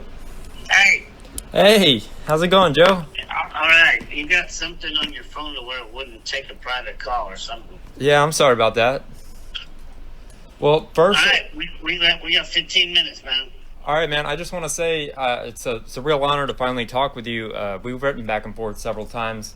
I actually live in the Colony, which is, you know, where you're from, and okay, yeah. And I think it's awesome. So my wife actually visited your zoo when it was open. She said that it was awesome. So I think it was the most beautiful privately owned zoo in America. Dude, I know, like, for a fact that's the truth. And I mean, the whole Netflix thing, I mean, I remember the first time I saw Tiger King, first thing I thought was they're trying to twist the narrative some way, because I don't know, I went out liking you instead of, you know, doing what they wanted to do, which was demonize you. And you know, I really think that you need to be out. I feel like people like who are the people that Trump just pardoned? The Chrisleys? Yeah, if he can pardon them, why can't he pardon you? You know, and I don't know. I'm gonna be visiting the White House. I got invited to go up there, and that's if I meet the president, that's what I'm gonna ask him. Hey, can you pardon Joe Exotic? Because I think that'd be pretty epic, man. Yeah, it would be great. I've had a lot of people up there this last week, and man, I don't know what his problem is. Yeah. Well, we do have a large subscriber base, and, you know, I want to get your side of the story and just how we can help you and get you out, because... Have you watched season 2 of Tiger King? I believe so. It's been a while, though. Where they all admitted to perjury? Yeah. I mean... They all admitted to perjury, and then they admitted, the hitman admitted that they had a plot to kill me, and even took the film people to the zoo and showed them where he hid a murder weapon. And I'm the one in prison. And no charges have been filed for perjury or conspiracy to commit murder. And the guy actually said, I should be the one in prison, didn't he? Yeah. Anybody that needed to be killed, be him. Or you could follow it dead. Did he want Carol Baskin dead? Yeah. Did he talk about it? It's like not as quite as bad as Joe, but yeah, he knew it was going to be a problem after if he got rid of Joe dropped dead, or he knew I was going to have Joe's head cut off. I was going to hook him up with a pea and a wire. What do you mean? I was going to stretch it across where he goes on his four-wheeler, like about 30 an hour. So you and Jeff, prior to this whole thing going down, talked about killing Joe. Yeah, nobody knows that. But you know, including tying a wire around a tree so that he... I know, but the wire is still at the park, right behind where I lived in the trailer. It's still laying back here. I got rid of it. I got rid of it, but nevertheless, it's like a piano wire. You can't see it. Yeah. He'll cut your head off. Whether it hits you in your chest or what, it's still going to get to your neck. He knew about that shit. I even walked in there and showed him where it was going to happen. This don't make me look good at all. No, but I can't say trust me. You know, it is what it is. He wanted Joe gone. And Carol was just going to be nothing but an addict because she still wants the park or go for $1 million. But how much money she spent to get $1 million? Right. What, 5 or 6 million or somewhere, Chet? I want to start back with the kind of nugget of the day from yesterday, which is the wire thing. The Joe incident or planned incident. You said something to the effect of, you could show me the wire. I know those wires are. Okay, tell me about that. Trailer 1, right behind it, going over the fence. It's there, about 50 foot of it. What kind of wire was it? It looked like a piano wire. It's really super strong wire. And there ain't nobody else that got it, I guarantee you that. Right. It would just tie the piano wire from trailer 1 to the fence. Yeah, because I threw it over the fence. You threw it over the fence to dispose of it, or but where'd you tie it? From trailer 1 to the tree? No. Where it was going to be tied is where he ran back and forth with the four-wheeler from his house to his office. And he was running about 30, 40 mile an hour. I'm the only one there at dark working. And how involved was Jeff with that plan? He was good with it. Okay. Whose idea was it? Mine. You were that fed up with Joe that you just wanted it done. Is that a yes? Yes. And Jeff said that he was down for it. He was down for it, and if you pulled it off, what would he do? I wouldn't have to work no more. Okay. There was a point last night that I was sitting in bed thinking of... Please not me. No, not you, but not you. There was a point where so Carol Baskin was going to die by getting her head chopped off. Joe Exotic was going to die by getting his head chopped off. Carol Baskin was going to be riding down a trail. Joe was going to be riding down a trail. You see where I'm headed? Why are these stories the same? I don't know, but I never thought of it like that. It's just a weird coincidence to me, and I don't think it's a coincidence. And maybe that's just that was the way you guys wanted to kill people.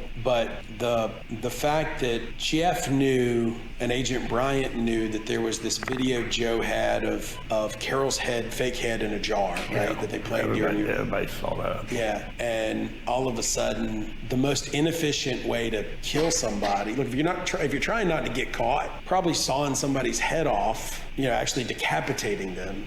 Killing them with a knife's one thing, but decapitating them is probably the easiest way to get caught, the bloodiest way, and takes the most time.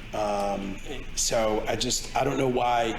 I never understood why that was, the plan and why it, did you get it? Why it, why it's so darn similar to what happened to, it seems like Joe's death plan was similar to Carol's death.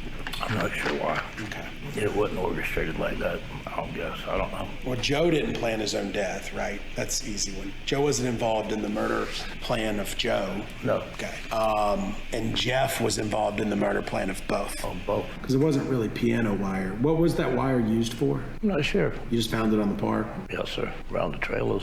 Might have been in my trailer when I moved in, I'm not sure. But it's still there. Maybe.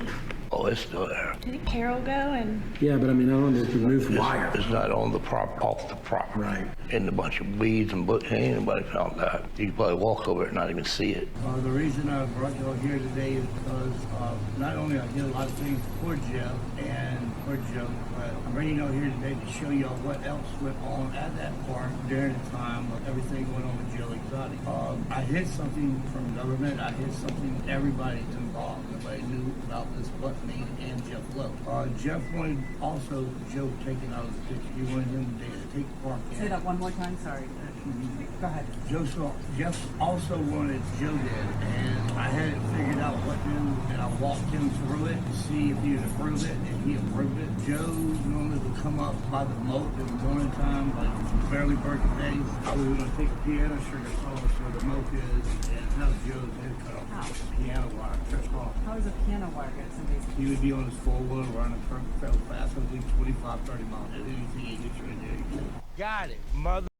Got it. There's your mother. You were exactly right. That kill you. Yeah, cut your head off. But directly right over there where that light is was going to be tied to one end of that motherfucking cable. That right there you'd have never seen running 35 miles an hour down that path. So when Joe left his house, that was the end of his demise. Isn't that nuts? I'm sitting in jail for murder fire, and I was dead. I mean, that makes no sense. Why am I here? Right. Right, none of it makes any sense. And I mean, like, what role do you think Carol played a big role in this whole scheme? I know it. I know she did. I'm curious, looking back, was there a moment that you thought they're trying to trap me? Okay, the only time that even came to mind was already after Travis died, and I started moving the animals off of the zoo because I was done. When Travis died, I was done. I wanted out. I even called PETA, and PETA was helping me move my animals.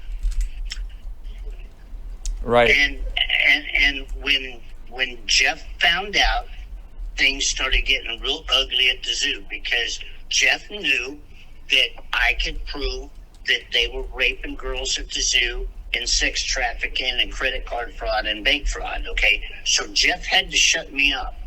And that whole thing where the tiger drugged me across the cage, yeah. You know, when they put perfume on my shoes? Oh, yeah. Donald Trump gets away with talking. Okay, well, first of all, you haven't recognized the rest of us 40 people that are running. It's all about Trump, Marco Rubio, Ted Cruz, Hillary Clinton, Bernie Sanders, Ben Carson, and the list goes on. Ow, son of a bitch!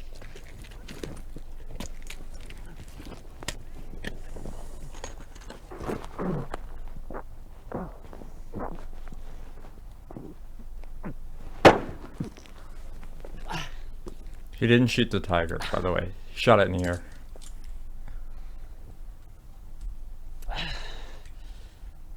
Okay, that was to get me killed because Jeff was the beneficiary of my life insurance policy, and his name was on the property of the zoo already. Okay, now think about it. Okay, and I want all your listeners to think about it. Okay, Jeff and Lauren and Alan and Eric Cowie, the guy that died, the long-haired one that was drunk all the time.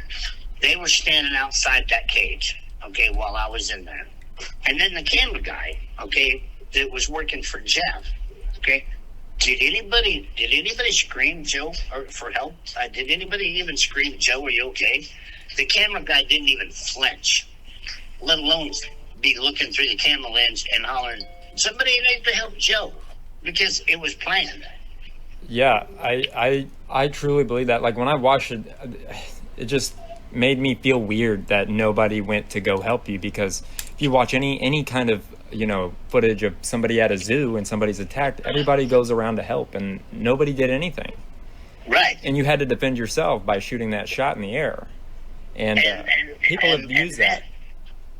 And then it just got worse and worse and worse. And then Jeff kept trying to, he sat in the office every day.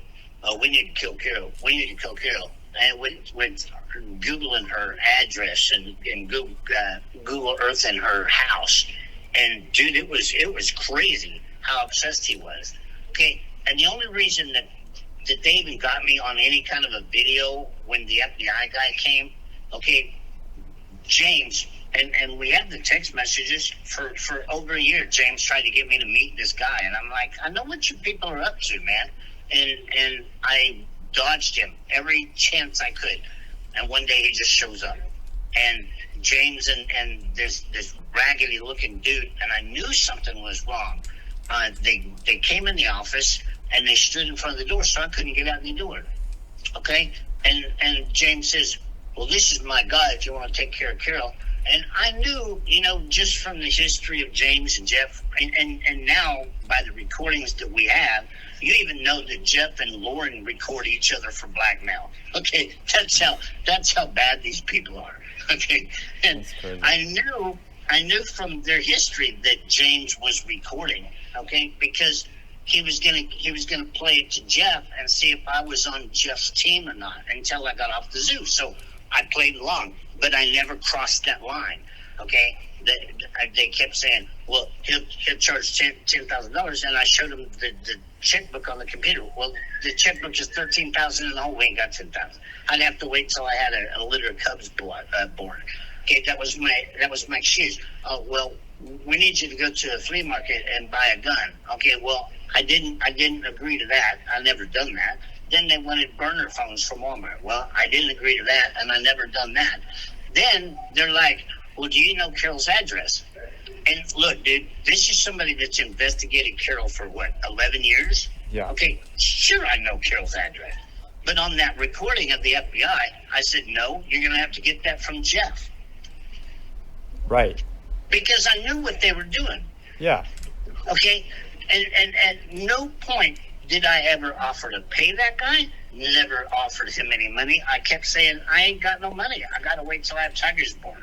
Yeah, that's what confused me so much about that whole part of Tiger King was it didn't make any sense to me, because I've had a family member that was wrongfully convicted for drugs, and he got 38 years, and he just got out. And it's like, there are some murderers that get out before him or you will get out, and that is not fair. It's crazy, dude. That's just like the people Trump just pardoned. Right. That rapper killed 2 people. Right. Yeah, And then he pardoned Ross, whatever, the dude that had, 3 paid murder for hires? Right. Had a life sentence? Yeah. And I mean, it's pretty much proved now that you didn't do what they say that you did. So, I mean, you would think that the state would pardon you, or that the state would do a retrial or something. I mean, Well, the problem is it's not state; it's federal. Right. Okay, that's why Trump has to make this right. Okay, and the judge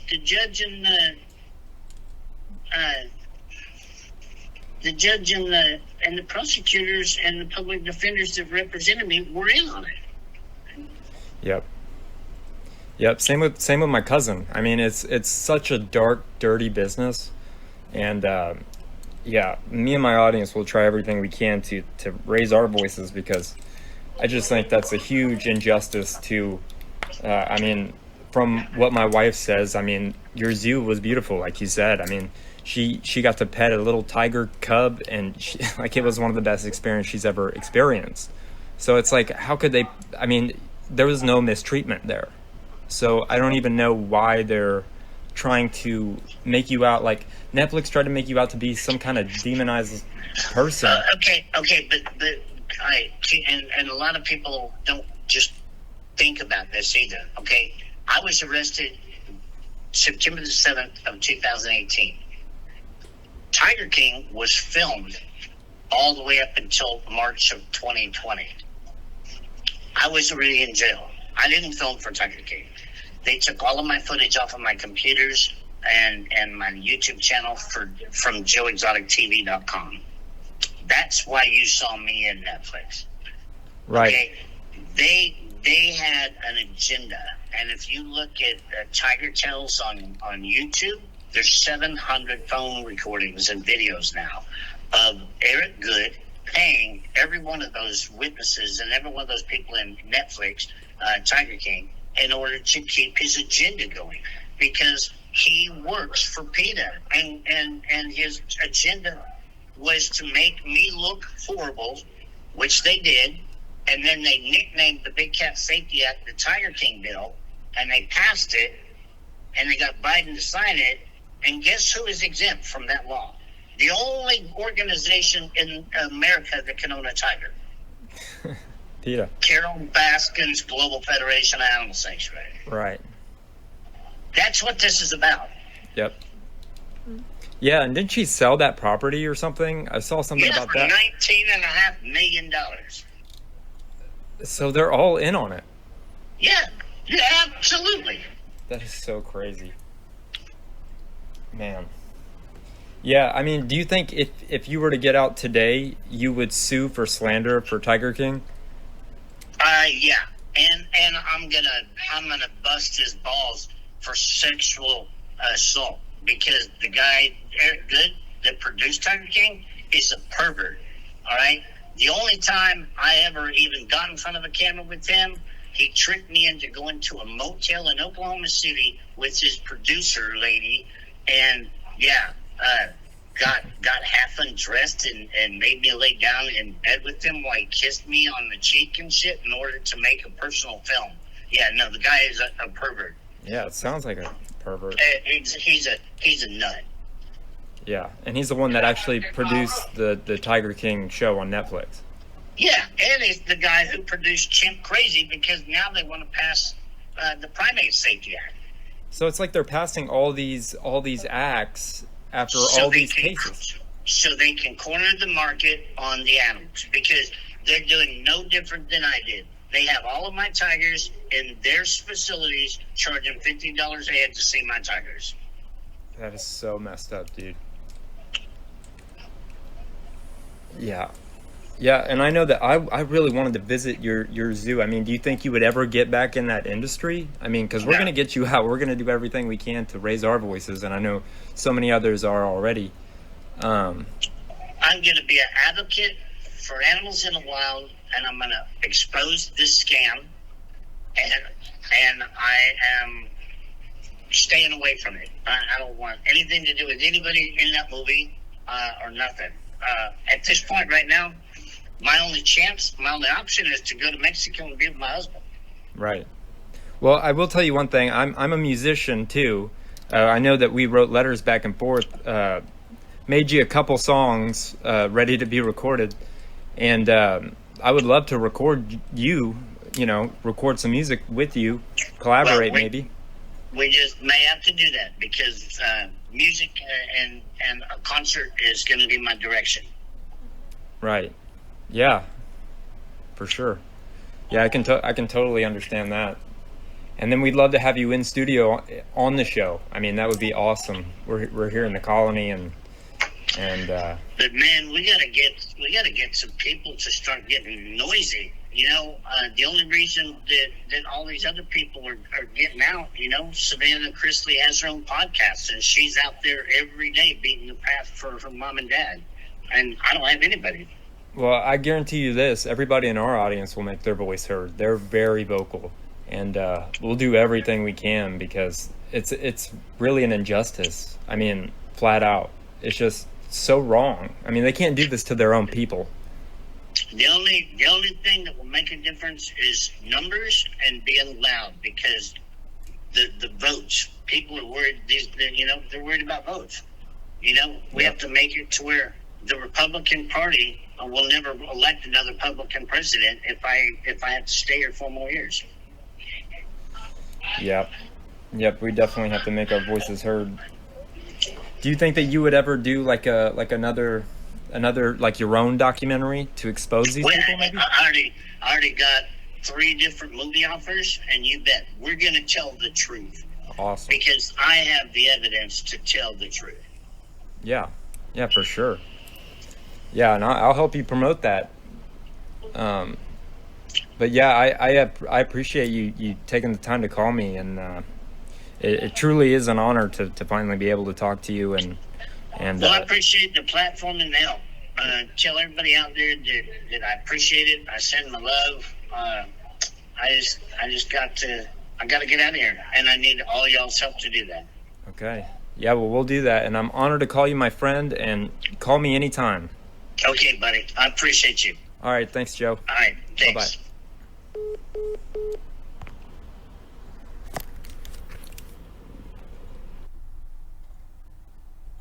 So in 2019, his main charge was murder for hire for Carol Baskin, who is a competitor, if you don't know the Tiger King story.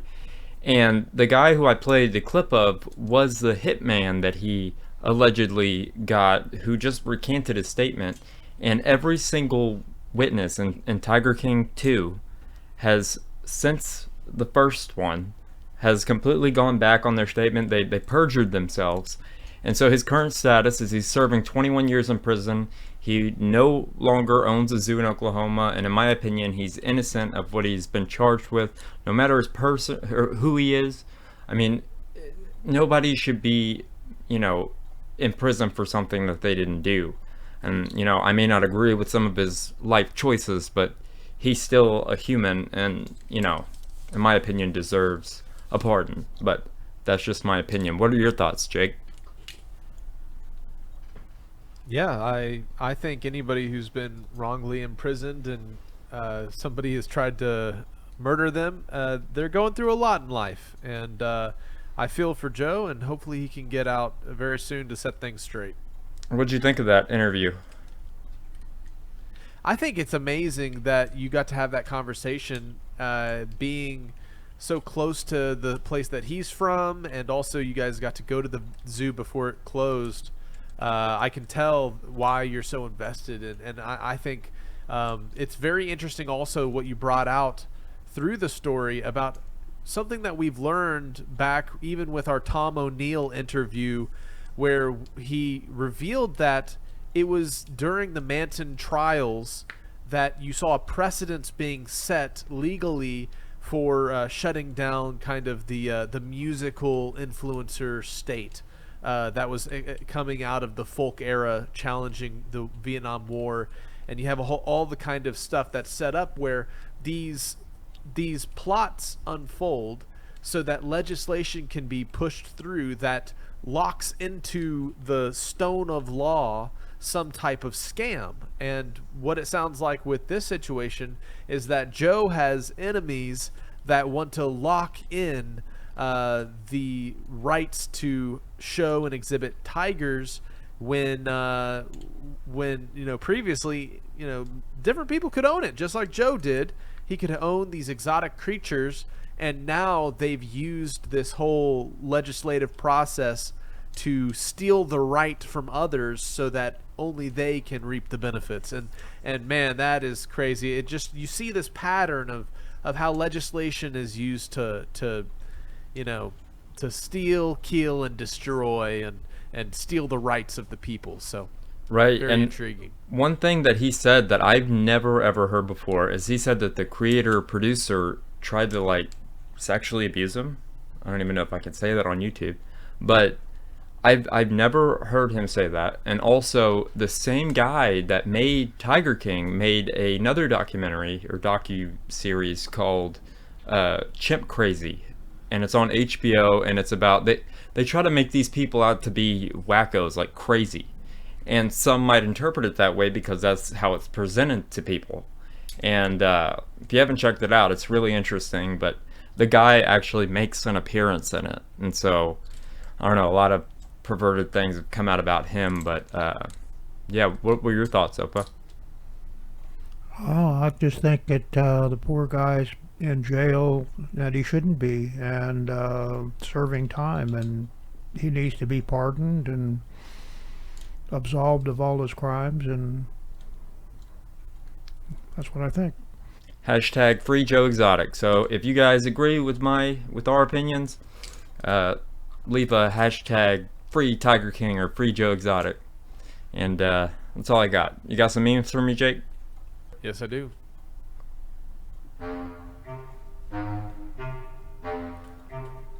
Meet me up. So, oftentimes, when we have wars happening, you have some crazy scenes that you likely only would see from a movie production studio. Check out this dogfight in the sky resulting in a plane taken out, and it's something like a dogfight from the ground is such a sight to behold. Check this video out. اخوان هاي مسيرة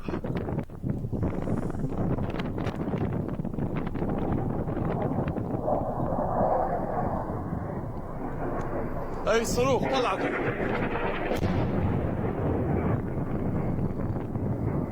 هاي وقعت هاي وقعت يا الله وقعت الطيارة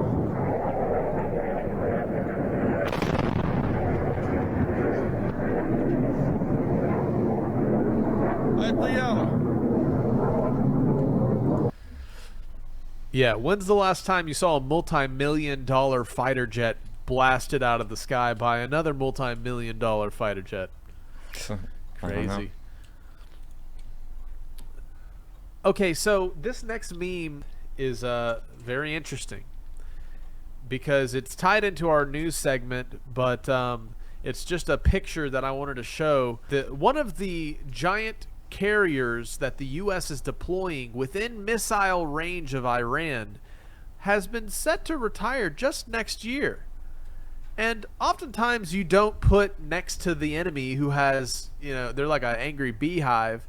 You don't put your slow, big moving targets in the area that a hypersonic missile can take out.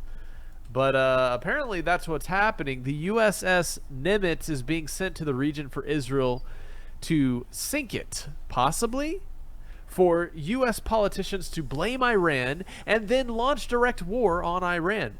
You never send big targets like aircraft carriers into waters when your adversary has missiles that can easily target an expensive asset. So that's the theory of this Sharmine Narwani. But we have seen false flags and pretense for war built up as countries spin narratives to justify their actions. But in another news, check this out. This is regarding the No Kings marches, but this meme kind of flips it. No king put sorry. No kings, but put your mask on. No kings, but lock us down. No kings, but I'm firing you for not nebba-nebba-nebbaing. No kings, but you can't go outside. No kings, but we don't accept your exemption.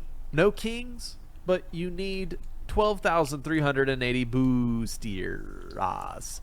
No kings, but we're shutting your business down. No kings, but you can't worship the real king. No kings, but your family members will die alone. No kings, but I'm opening a hotline so you can tattle on your neighbor.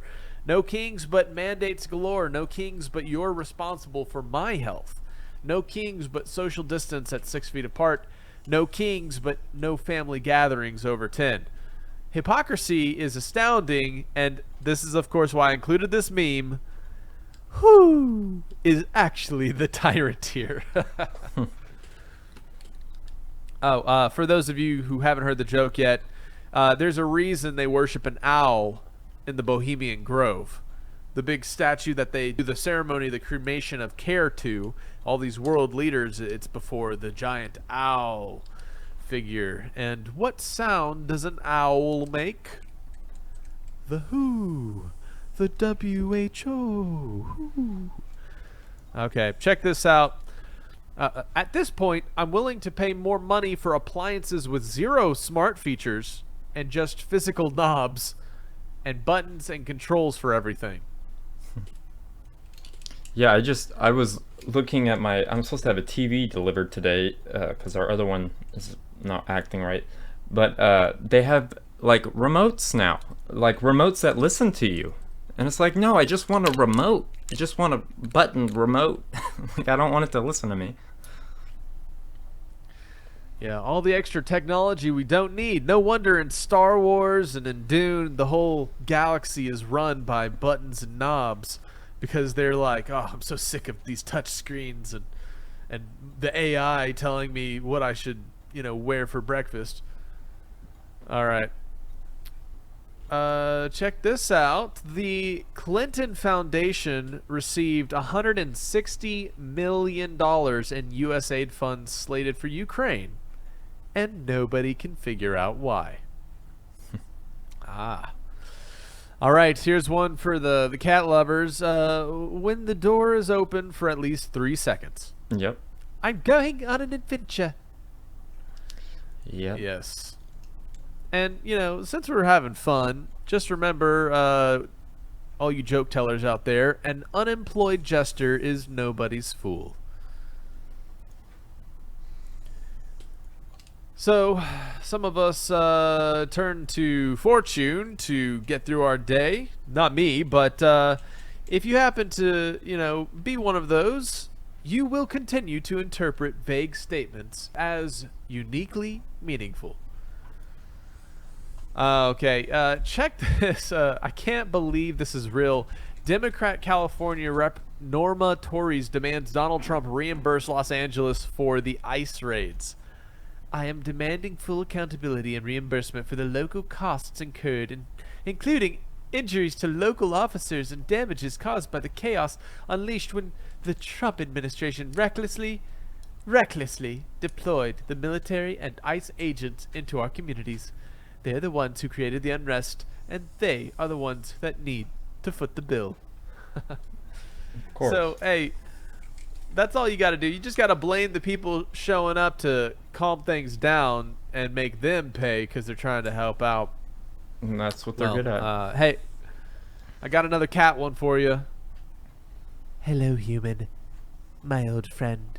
I've come to ask for food again. Mm-hmm. Always.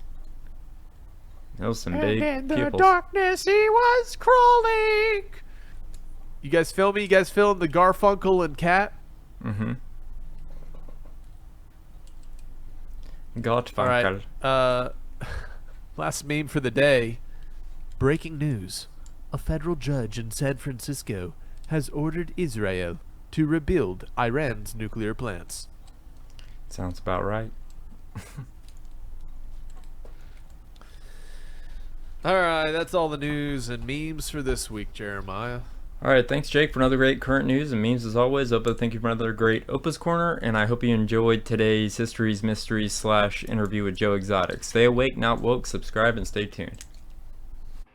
If you like what we do here on Skiba News Nation, please like and subscribe, and also share with others so we can grow the biggest truth-seeking community on the internet.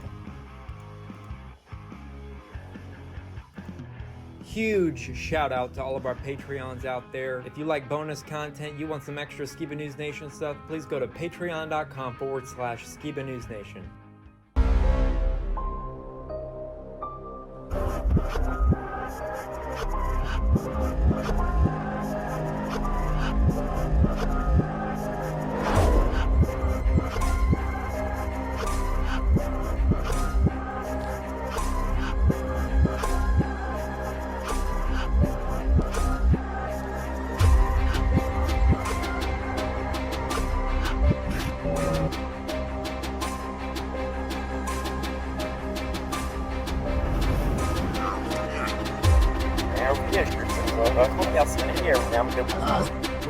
Son of the legendary lost Jeremiah Skiba.